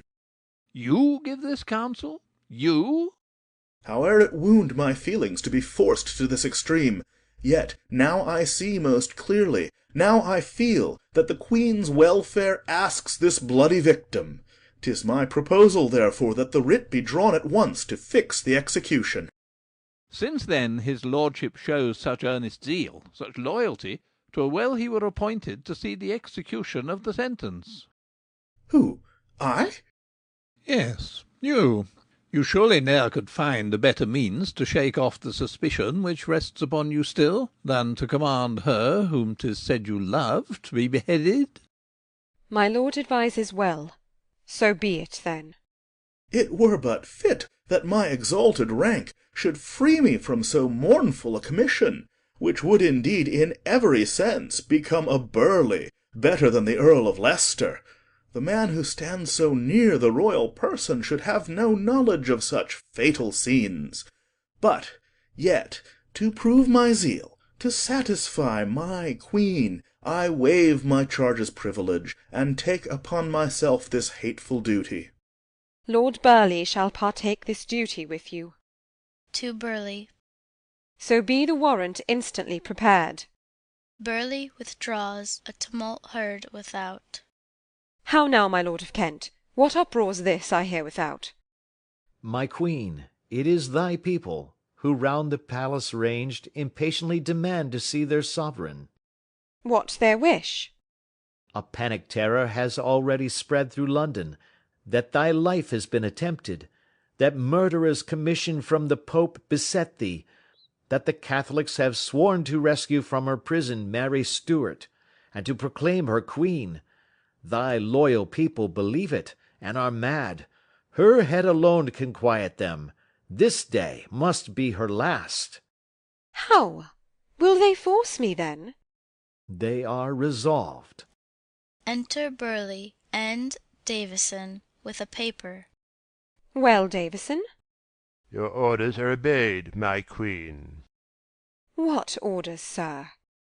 As she is about to take the paper, she shudders and starts back. O God! Obey thy people's voice. It is the voice of God. O my good lord, who will assure me now that what I hear is my whole people's voice, the voice of all the world? How much I fear that if I should now listen to the wish of the wild multitude, a different voice might soon be heard, and that the very men who now by force oblige me to this step may, when 'tis taken, heavily condemn me. Enter the Earl of Shrewsbury, who enters with great emotion. Hold fast, my queen, they wish to hurry thee. Seeing Davison with the paper. Be firm, or is it then decided? Is it indeed decided? I behold a paper of ominous appearance in his hand. Let it not at this moment meet thy eyes, my queen. Good Shrewsbury, I am constrained. Who can constrain thee? Thou art Queen of England. Here must thy majesty assert its rights. Command those savage voices to be silent, who take upon themselves to put constraint upon thy royal will, to rule thy judgment. Fear only, blind conjecture moves thy people. Thou art thyself beside thyself. Thy wrath is grievously provoked. Thou art but mortal, and canst not thus ascend the judgment seat. Judgment has long been passed. It is not now the time to speak, but execute the sentence. The tumult gains apace. There are no means to moderate the people. See, my lord, how they press on. I only ask a respite. A single word traced by thy hand decides the peace, the happiness of all thy life. Thou hast for years considered. Let not then a moment ruled by passion hurry thee, but a short respite. Recollect thyself. Wait for a moment of tranquillity. Wait for it, pause, delay, till flames of fire consume the realm, until the fifth attempt of murder be successful. God indeed hath thrice delivered thee. Thy late escape was marvellous, and to expect again a miracle would be to tempt thy God. That God whose potent hand hath thrice preserved thee, who lent my aged feeble arm its strength to overcome the madman, he deserves thy confidence. I will not raise the voice of justice now, for now is not the time. Thou canst not hear it in this storm of passion. Yet listen but to this. Thou tremblest now before this living Mary. Tremble rather before the murdered, the beheaded Mary. She will arise and quit her grave. will range a fiend of discord, an avenging ghost around thy realm, and turn thy people's hearts from their allegiance. For as yet the Britons hate her because they fear her, but most surely will they avenge her when she is no more. They will no more behold the enemy of their belief. They will but see in her the much lamented issue of their kings, a sacrifice to jealousy and hate. Then quickly shalt thou see the sudden change when thou hast done the bloody deed. Then go through London, seek thy people, which till now around thee swarmed delighted. Thou shalt see another England and another people, for then no more the godlike dignity of justice, which subdued thy subjects' hearts, will beam around thee. Fear, the dread ally of tyranny, will shuddering march before thee, and make a wilderness in every street. The last extremest crime thou hast committed. What head is safe if the anointed fall? Ah, Shrewsbury, you saved my life. You turned the murderous steel aside. Why let you not the dagger take its course? Then all these broils would have been ended. Then, released from doubt, and free from blame, I should be now at rest in my still peaceful grave. In very sooth I'm weary of my life and of my crown. If heaven decree that one of us two queens must perish to secure the other's life, and sure it must be so, why should not I be she who yields? My people must decide. I give them back the sovereignty they gave. God is my witness that I have not lived for my own sake, but for my people's welfare. If they expect from this false, fawning Stuart, the younger sovereign, more happy days, I will descend with pleasure from the throne, again repair to Woodstock's quiet bowers, where once I spent my unambitious youth, where, far removed from all the vanities of earthly power, I found within myself true majesty. I am not made to rule. A ruler should be made of sterner stuff. My heart is tender and soft. I have governed these many years this kingdom happily, but then I only needed to make happy. Now comes my first important regal duty, and now I feel how weak a thing I am. Now, by mine honour, when I hear my queen, my royal liege, speak such unroyal words, I should betray my office, should betray my country, were I longer to be silent. You say you love your people above yourself. Now prove it. Choose not peace for your own heart, and leave your kingdom to the storms of discord. Think on the church. Shall, with this papist queen, the ancient superstition be renewed, the monk resume his sway, the Roman legate in pomp march hither, lock our churches up, dethrone our monarchs? I demand of you the souls of all your subjects, as you now shall act. They are all saved, or all are lost. Here is no time for mercy. To promote your people's welfare is your highest duty. If Shrewsbury has saved your life, then I will save both you and England, that is more. I would be left alone. No consolation, no counsel can be drawn from human aid in this conjecture. I will lay my doubts before the judge of all. I am resolved to act as he shall teach. Withdraw, my lords. To Davison, who lays the paper on the table. You, sir, remain in waiting close at hand. The lords withdraw. Shrewsbury alone stands for a few moments before the Queen, regards her significantly, then withdraws slowly and with an expression of the deepest anguish. Oh, servitude of popularity! Disgraceful slavery! How weary am I of flattering this idol, which my soul despises in its inmost depth! Oh, when shall I once more be free upon this throne? I must respect the people's voice, and strive to win the favour of the multitude, and please the fancies of a mob, whom naught but jugglers' tricks delight. Oh, call not him a king who needs must please the world. 'Tis he alone who in his actions does not heed the fickle approbation of mankind. Have I then practised justice, all my life shunned each despotic deed? Have I done this only to bind my hands against this first, this necessary act of violence? My own example now condemns myself. Had I but been a tyrant like my sister, my predecessor, I could fearless then have shed this royal blood. But am I now just by my own free choice? No, I was forced by stern necessity to use this virtue, necessity which binds e'en monarchs' wills. Surrounded by my foes, my people's love alone supports me on my envied throne. All Europe's powers confederate to destroy me. The Pope's inveterate decree declares me accursed and excommunicated. France betrays me with a kiss, and Spain prepares at sea a fierce exterminating war. Thus stand I in contention with the world, a poor defenceless woman. I must seek to veil the spot in my imperial birth, by which my father cast disgrace upon me. In vain with princely virtues would I hide it. The envious hatred of my enemies uncovers it, and places Mary Stuart, a threatening fiend, before me evermore. Oh no, this fear must end. Her head must fall. I will have peace. She is the very fury of my existence, a tormenting demon which destiny has fastened on my soul. Wherever I had planted me a comfort, a flattering hope, my way was ever crossed by this infernal viper.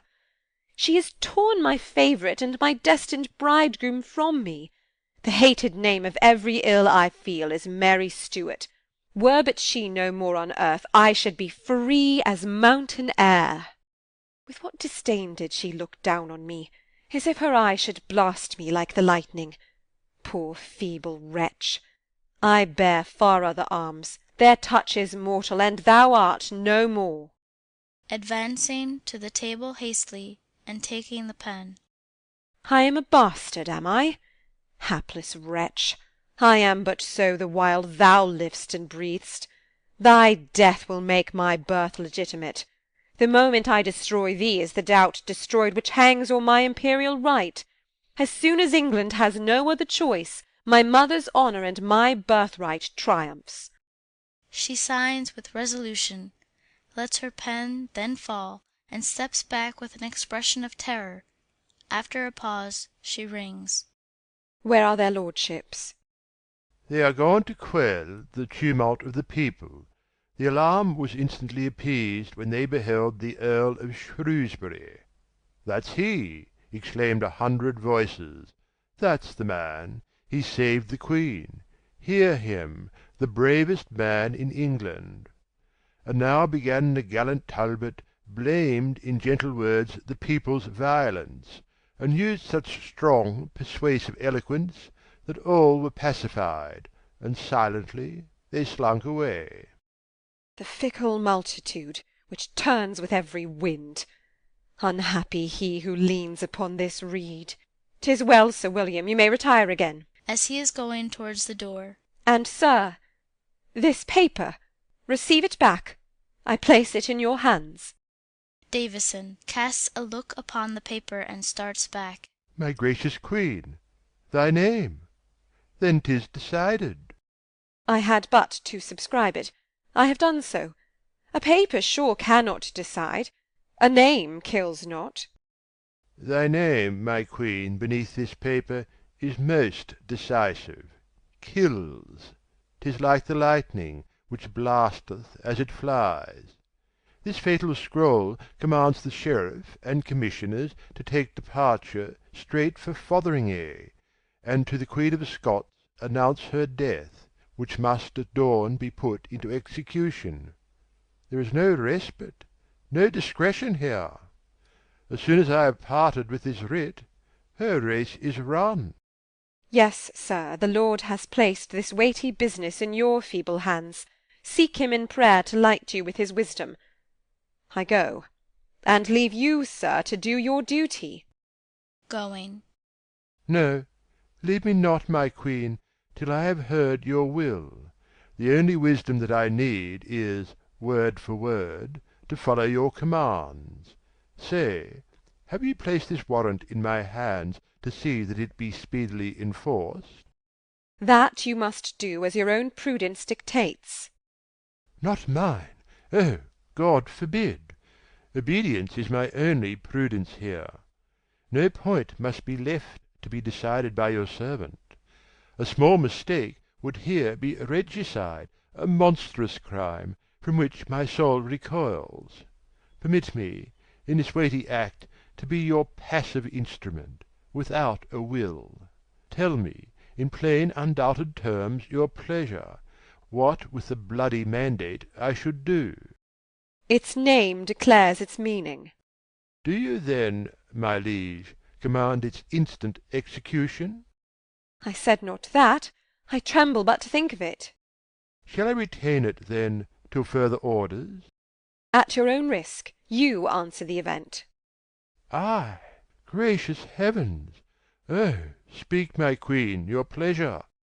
My pleasure is that this unhappy business be no more mentioned to me, that at last I may be freed from it, and that for ever. It cost you but a word.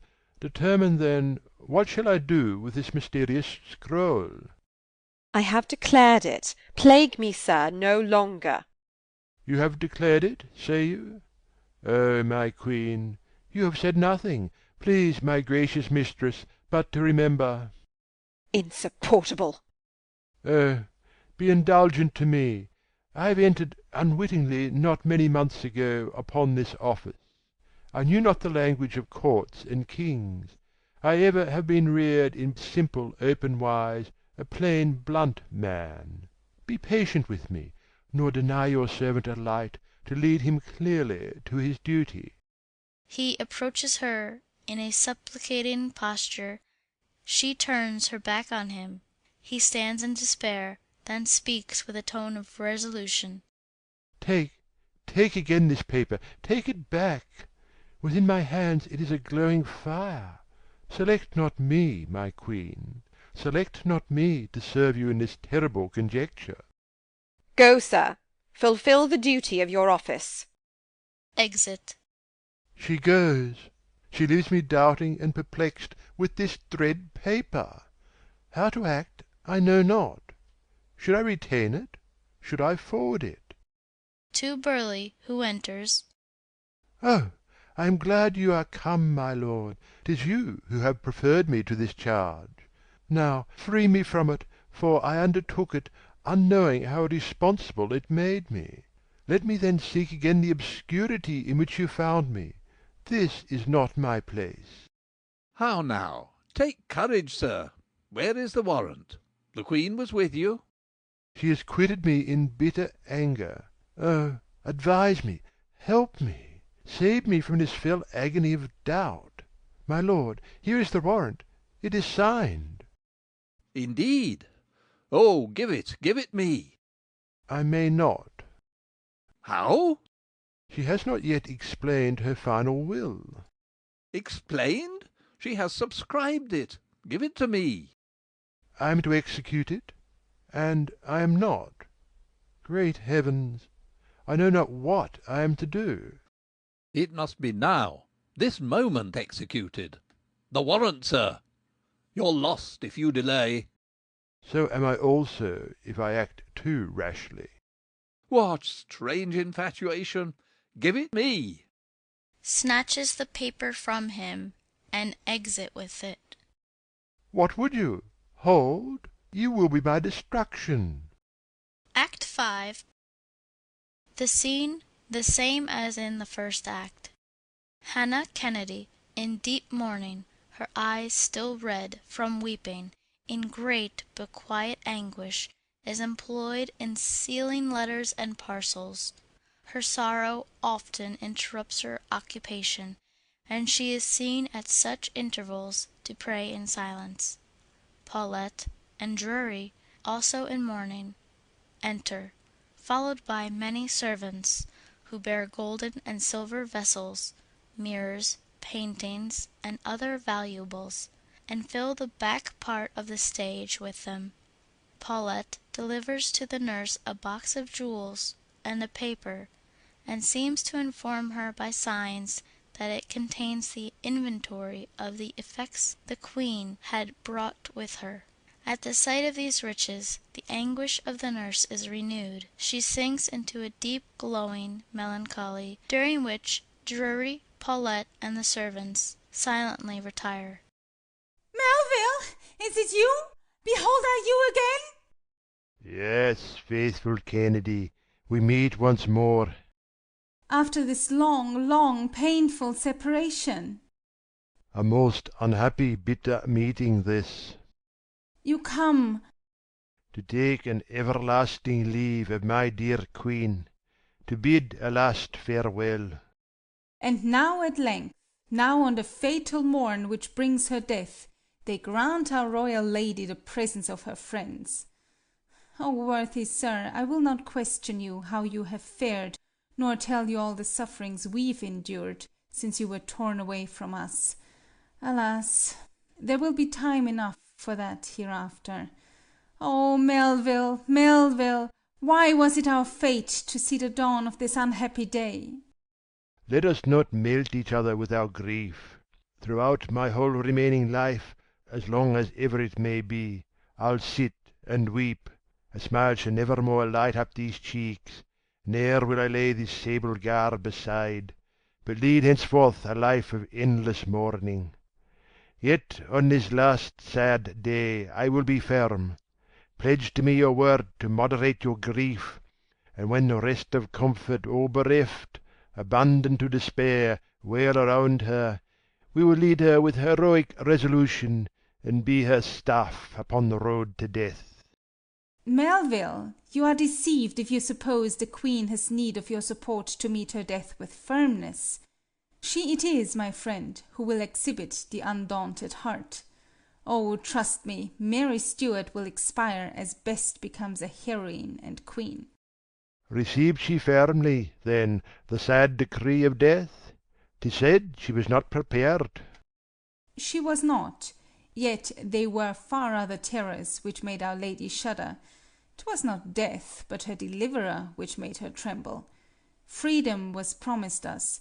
This very night had Mortimer engaged to bear us hence, and thus the Queen, perplexed twixt hope and fear, and doubting still if she should trust her honor and royal person to the adventurous youth, sat waiting for the morning. On a sudden we hear a boisterous tumult in the castle, our ears are startled by repeated blows of many hammers, and we think we hear the approach of our deliverers. Hope salutes us, and suddenly and unresisted wakes the sweet desire of life. And now at once the portals are thrown open. It is Paulet who comes to tell us that the carpenters erect beneath our feet the murderous scaffold. O God in heaven!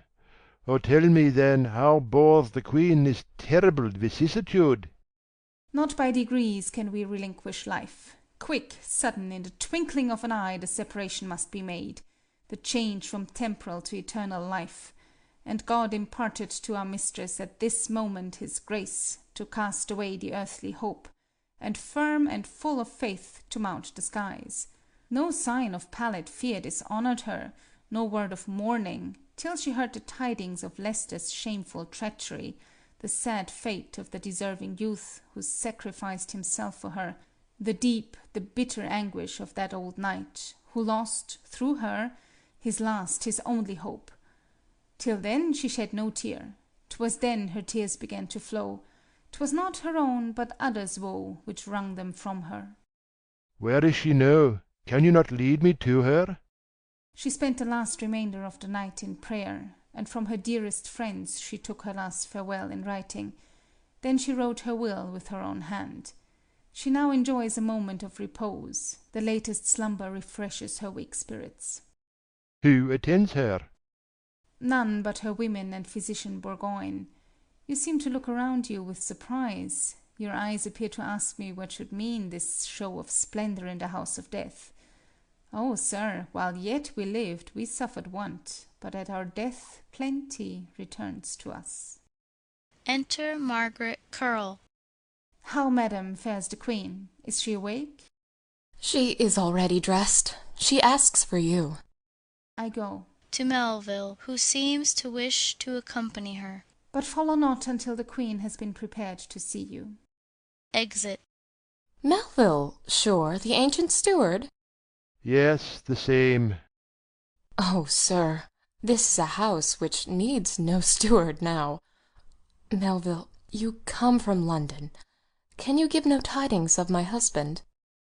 It is said he will be set at liberty as soon as our dear queen shall be no more. Oh, the unworthy, the disgraceful traitor!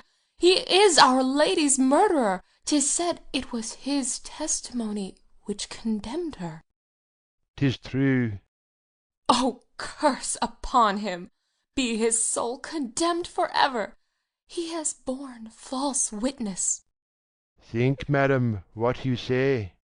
I will maintain it. With every sacred oath before the court, I will repeat it in his very face. The world shall hear of nothing else. I say that she dies innocent. God grant it true. Enter Hannah Kennedy. Go, madam, and require a cup of wine. 'Tis for our lady.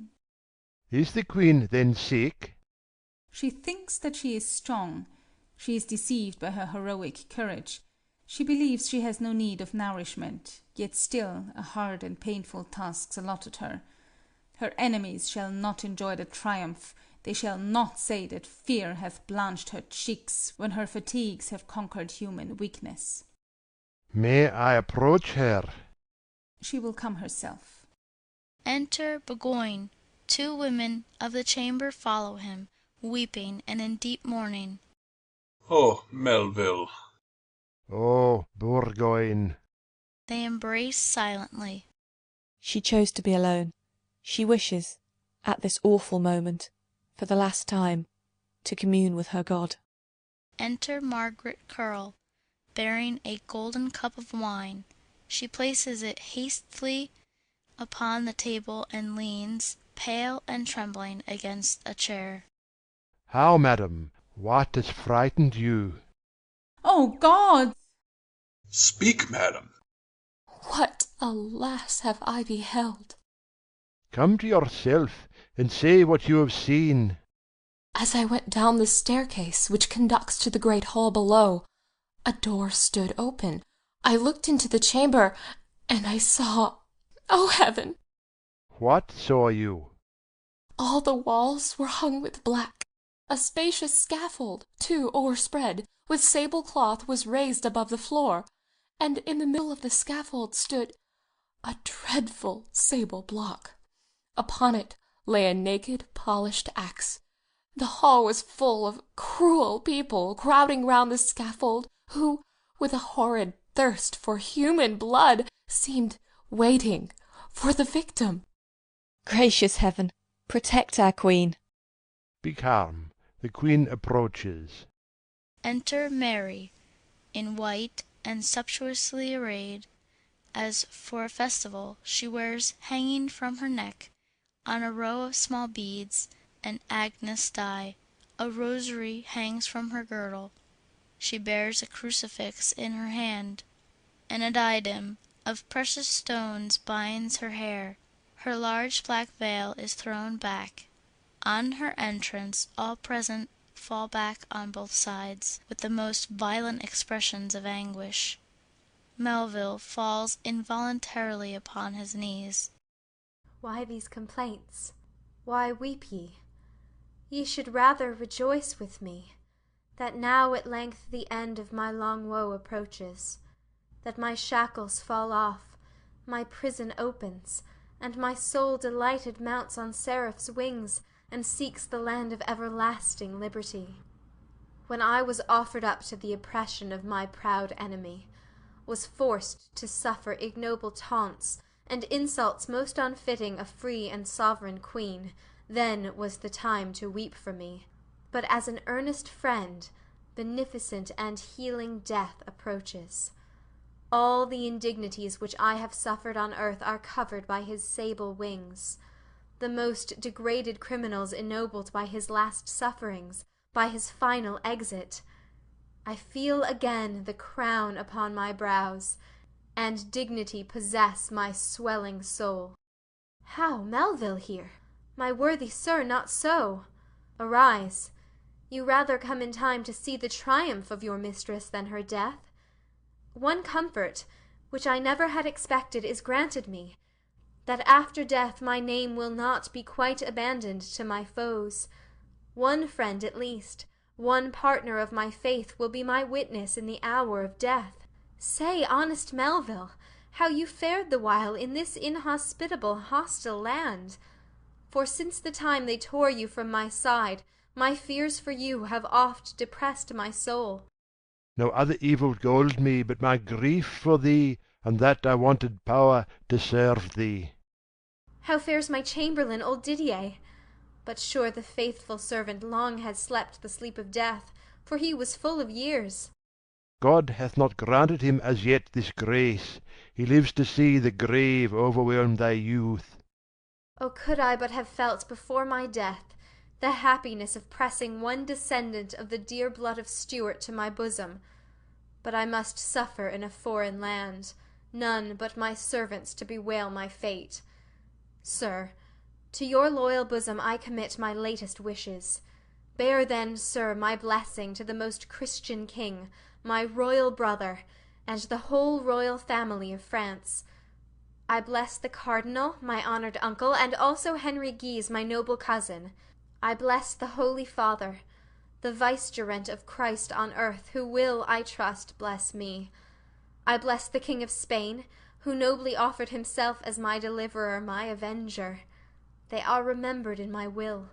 I hope that they will not despise, how poor soe'er they be, the presence of a heart which loves them. Turning to her servants.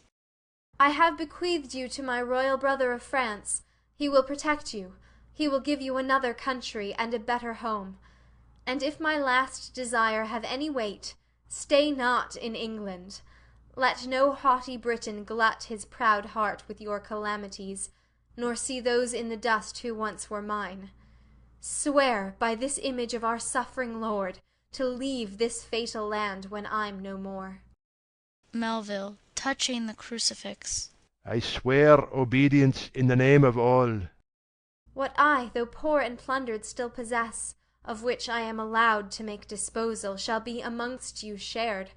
For I have hope in this at least my will may be fulfilled. And what I wear upon my way to death is yours. Nor envy me on this occasion the pomp of earth upon the road to heaven. To the ladies of her chamber. To you, my Alice, Gertrude, Rosamond, I leave my pearls, my garments. You are young, and ornament may still delight your hearts. You, Margaret, possess the nearest claims. To you I should be generous, for I leave you the most unhappy woman of them all. That I have not avenged your husband's faults, on you I hope my legacy will prove. The worth of gold, my Hannah, charms not thee, nor the magnificence of precious stones. My memory, I know, will be to thee the dearest jewel. Take this handkerchief. I worked it for thee in the hours of sorrow with my own hands, and my hot, scalding tears are woven in the texture. You will bind my eyes with this when it is time. This last sad service I would wish but from my Hannah. Oh, Melville, I cannot support it. Come, come all, and now receive my last farewell. She stretches forth her hands. The women, violently weeping, fall successively at her feet and kiss her outstretched hand. Margaret, farewell. My Alice, fare thee well. Thanks, Burgoyne, for thy honest, faithful service. Thy lips are hot, my Gertrude.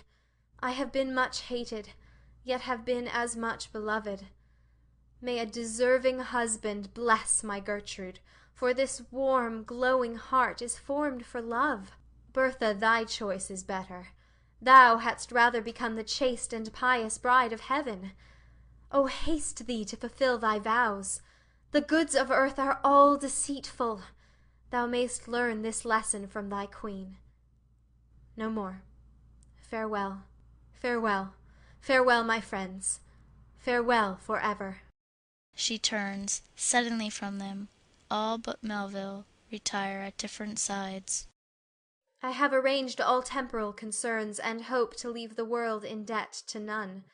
Melville, one thought alone there is which binds my troubled soul, nor suffers it to fly, delighted and at liberty, to heaven.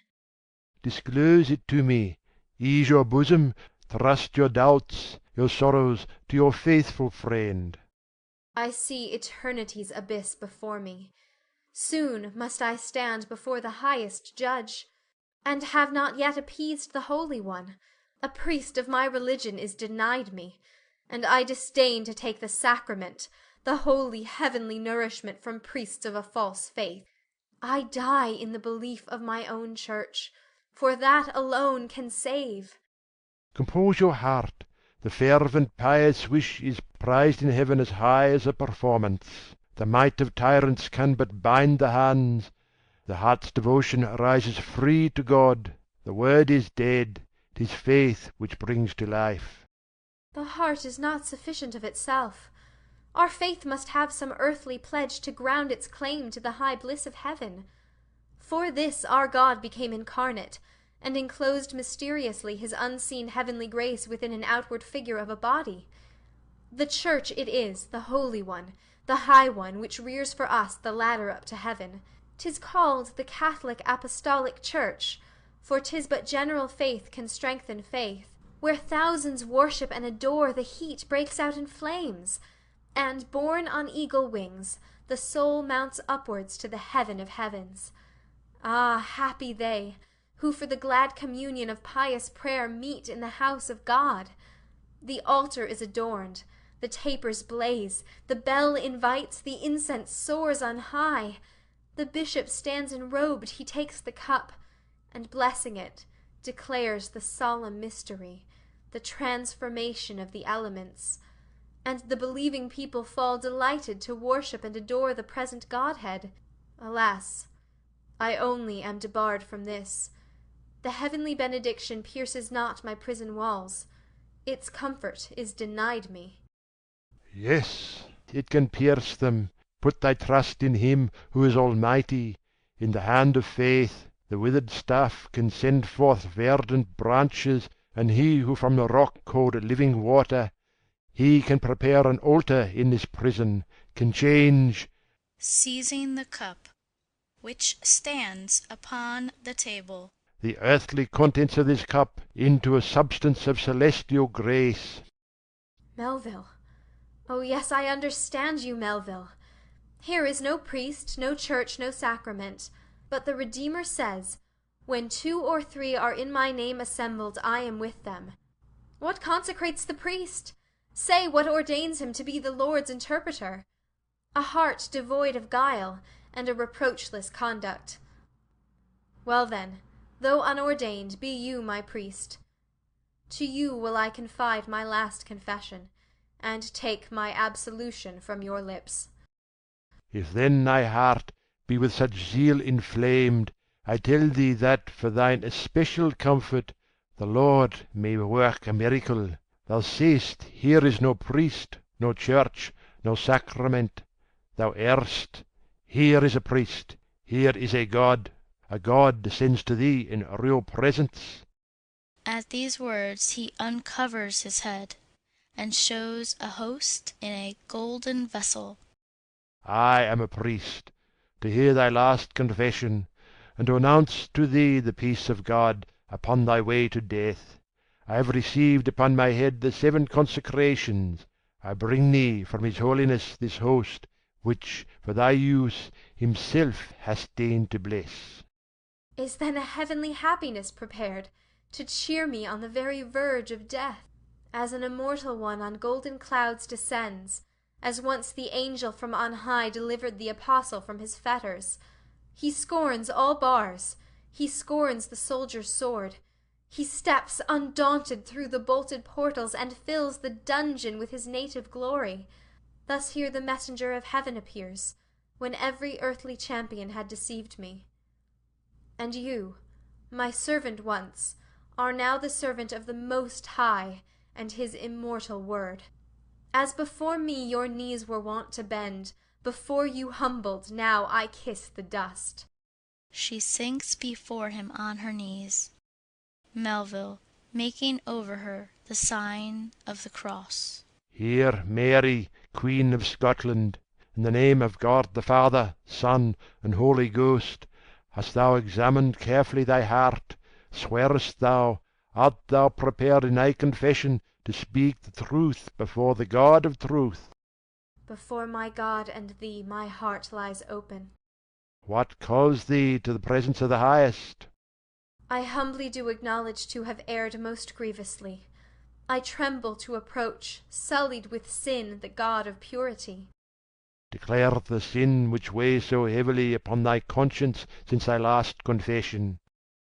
My heart was filled with thoughts of envious hate, and vengeance took possession of my bosom. I hope forgiveness of my sins from God, yet could I not forgive my enemy. Repentest thou of the sin? Art thou, in sooth, resolved to leave this world at peace with all? As surely as I wish the joys of heaven. What other sin hath armed thy heart against thee? Ah, not alone through hate. Through lawless love have I still more abused the sovereign good. My heart was vainly turned towards the man who left me in misfortune, who deceived me. Repentest thou of the sin? And hast thou turned thy heart from this idolatry to God? It was the hardest trial I have passed. This last of earthly bonds is torn asunder. What other sin disturbs thy guilty conscience? A bloody crime, indeed of ancient date and long ago confessed. Yet with new terrors it now attacks me. Black and grisly steps across my path and shuts the gates of heaven. By my connivance fell the king, my husband. I gave my hand and heart to a seducer. By rigid penance I have made atonement, yet in my soul the worm is gnawing still. Hast then thy heart no other accusation, which hath not been confessed and washed away? All you have heard with which my heart is charged. Think on the presence of omniscience. Think on the punishments with which the Church threatens imperfect and reserved confessions. This is the sin to everlasting death, for this is sinning against his Holy Spirit. So may eternal grace with victory crown my last contest, as I wittingly have nothing hid. How? Wilt thou then conceal the crime from God for which thou art condemned? Thou tell'st me nothing of the share thou hadst in Babington and Parry's bloody treason. Thou diest for this a temporal death. For this wilt thou too die the everlasting death? I am prepared to meet eternity. Within the narrow limits of an hour I shall appear before my judge's throne.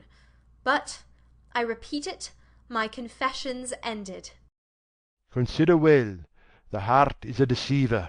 Thou hast, perhaps, with sly equivocation, the word avoided which would make thee guilty, although thy will was party to the crime.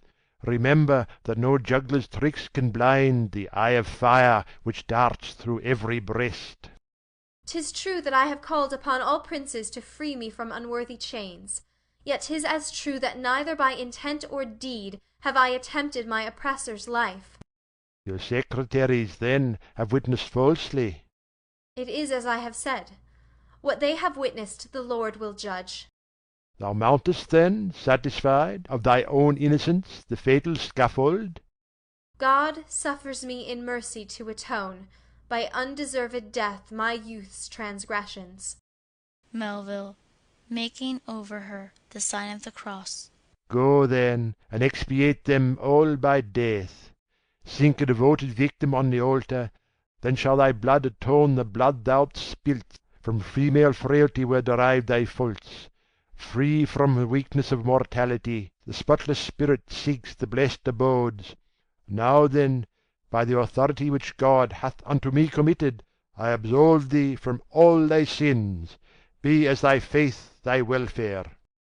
He gives her the host. Receive the body which for thee was offered.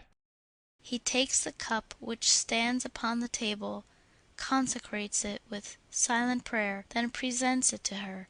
She hesitates to take it, and makes signs to him to withdraw it.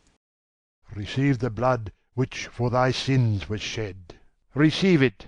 'Tis allowed thee by the Pope to exercise in death the highest office of kings, the holy office of the priesthood. She takes the cup. And as thou now, in this his earthly body, hast held with God mysterious communion, so mayst thou henceforth, in this realm of joy, where sin no more exists, nor tears of woe. A fair, transfigured spirit, join thyself for ever with the Godhead, and for ever. He sets down the cup. Hearing a noise, he covers his head and goes to the door. Mary remains in silent devotion on her knees. Melville returning. A painful conflict is in store for thee. Feel'st thou within thee strength enough to smother each impulse of malignity and hate? I fear not a relapse. I have to God devoted both my hatred and my love. Well then, prepare thee to receive my lords of Leicester and of Burley. They are here. Enter Burleigh, Leicester, and Paulet. Leicester remains in the background, without raising his eyes. Burleigh, who remarks his confusion, steps between him and the Queen. I come, my Lady Stuart, to receive your last commands and wishes. Thanks, my lord.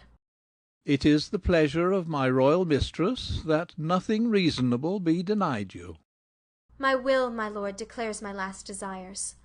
I've placed it in the hands of Sir Amias, and humbly beg that it may be fulfilled. You may rely on this. I beg that all my servants unmolested may return to France or Scotland as their wishes lead. It shall be as you wish. And since my body is not to rest in consecrated ground, I pray you suffer this my faithful servant to bear my heart to France, to my relations. Alas, 'twas ever there. It shall be done. What wishes else? Unto her Majesty of England bear a sister's salutation. Tell her that from the bottom of my heart I pardon her my death. Most humbly, too, I crave her to forgive me for the passion with which I spoke to her. May God preserve her, and bless her with a long and prosperous reign. Say, do you still adhere to your resolve, and still refuse assistance from the Dean? My lord, I've made my peace with God. To Paulet. Good sir, I have unwittingly caused you much sorrow, bereft you of your age's only stay. Oh, let me hope you do not hate my name. The Lord be with you. Go your way in peace. Hannah Kennedy and the other women of the Queen crowd into the room with marks of horror. The sheriff follows them, a white staff in his hand. Behind are seen, through the open doors, men under arms. What ails thee, Hannah? Yes, my hour is come. The sheriff comes to lead me to my fate, and part we must. Farewell. We will not leave thee. We will not part from thee.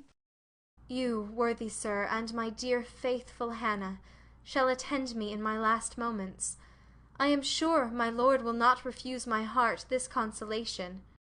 For this I have no warrant. How, my lord? Can you deny me then this small petition? Respect my sex. Who shall attend me else and yield me the last service? Sure it never can be my sister's pleasure that in me my sex should be insulted, that these men with their rude hands should touch my royal person. 'Tis ordered that no woman shall ascend the scaffold steps with you. Their tears and moans. She shall not weep, my lord, she shall not moan. I answer for my Hannah's resolution. Be merciful.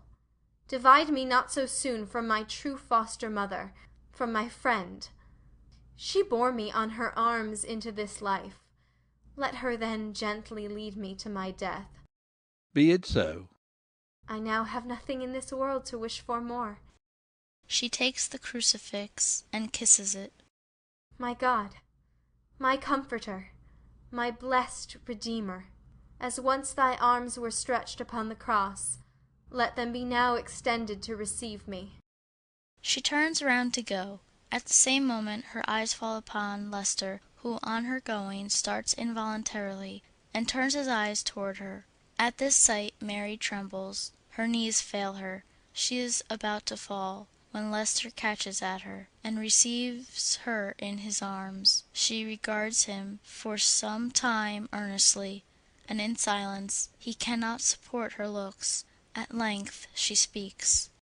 You keep your word, my lord of Leicester, for you promised me your arm to lead me forth from prison. and you lend it to me now. At length the wished-for day is come, and what was oft the object of my fondest dreams is now accomplished, and the Earl of Leicester, the long-expected, the long-wished-for friend, appears at length in Fotheringay Castle. I see him standing in my prison. All is ready for the journey. All the gates stand open, and at length I cross the threshold, conducted by his hand. And now I leave these dismal walls behind me, and forever. All is fulfilled, and you have saved your honor. Yes, Leicester, not for liberty alone I wished to be indebted to your hands.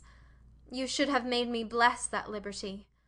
Led by your hand, and happy in your love, I hoped once more to taste the joys of life.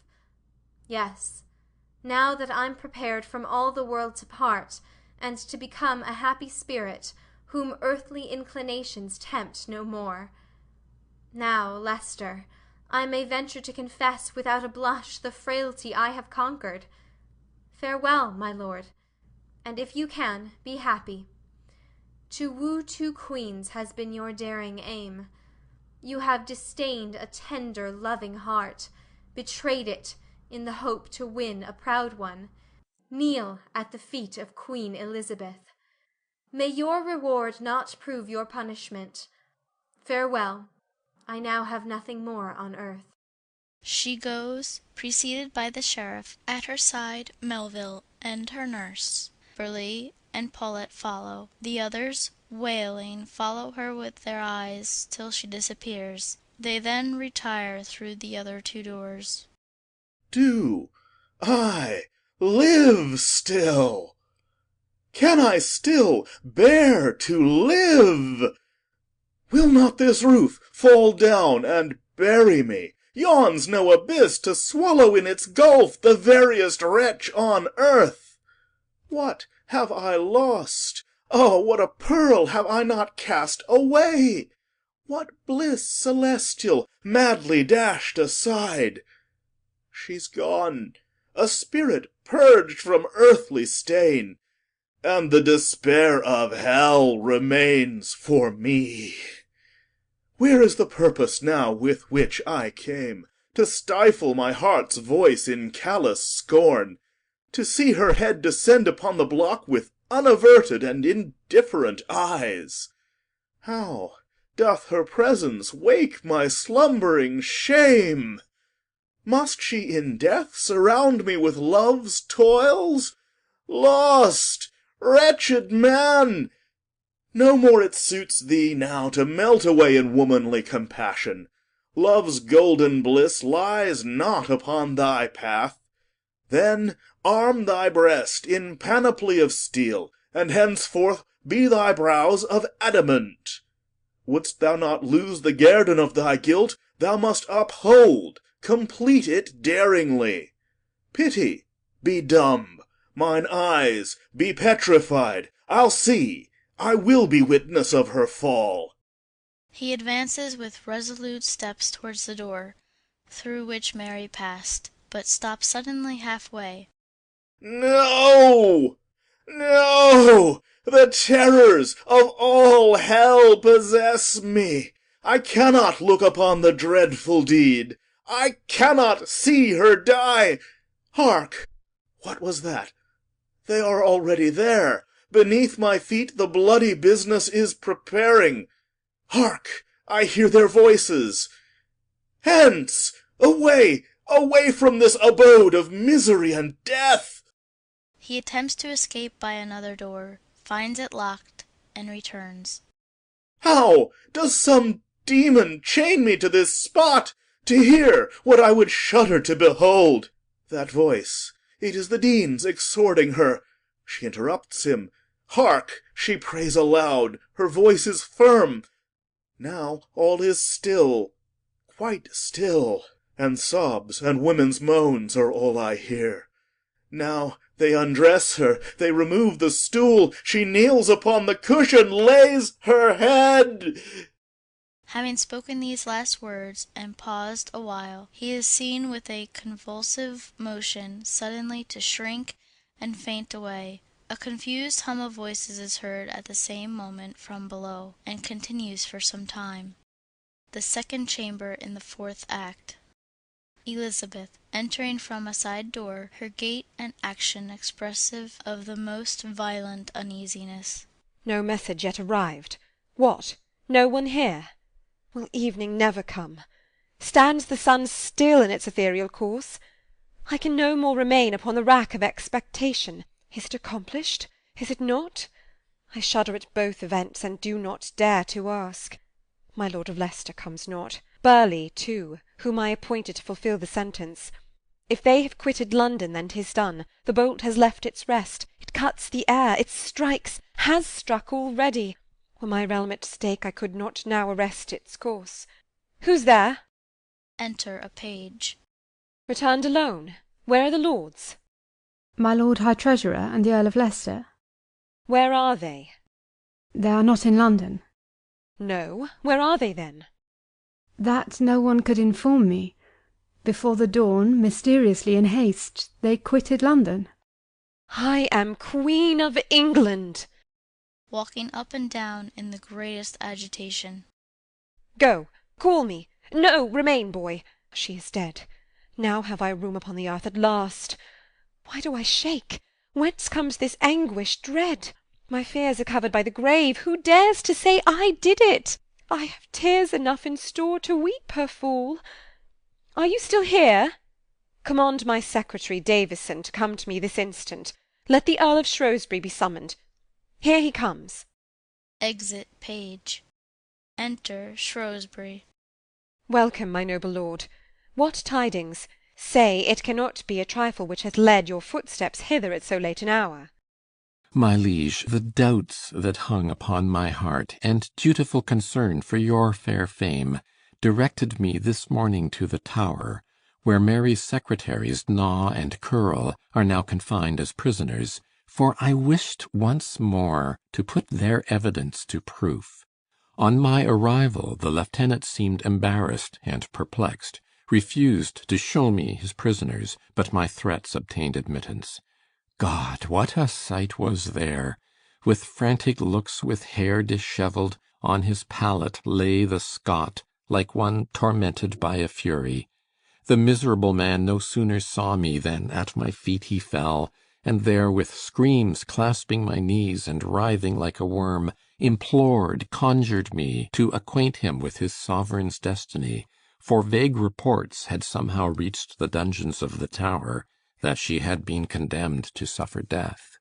When I confirmed these tidings, adding too that on his evidence she had been doomed, he started wildly up, caught by the throat his fellow prisoner, with the giant strength of madness tore him to the ground and tried to strangle him.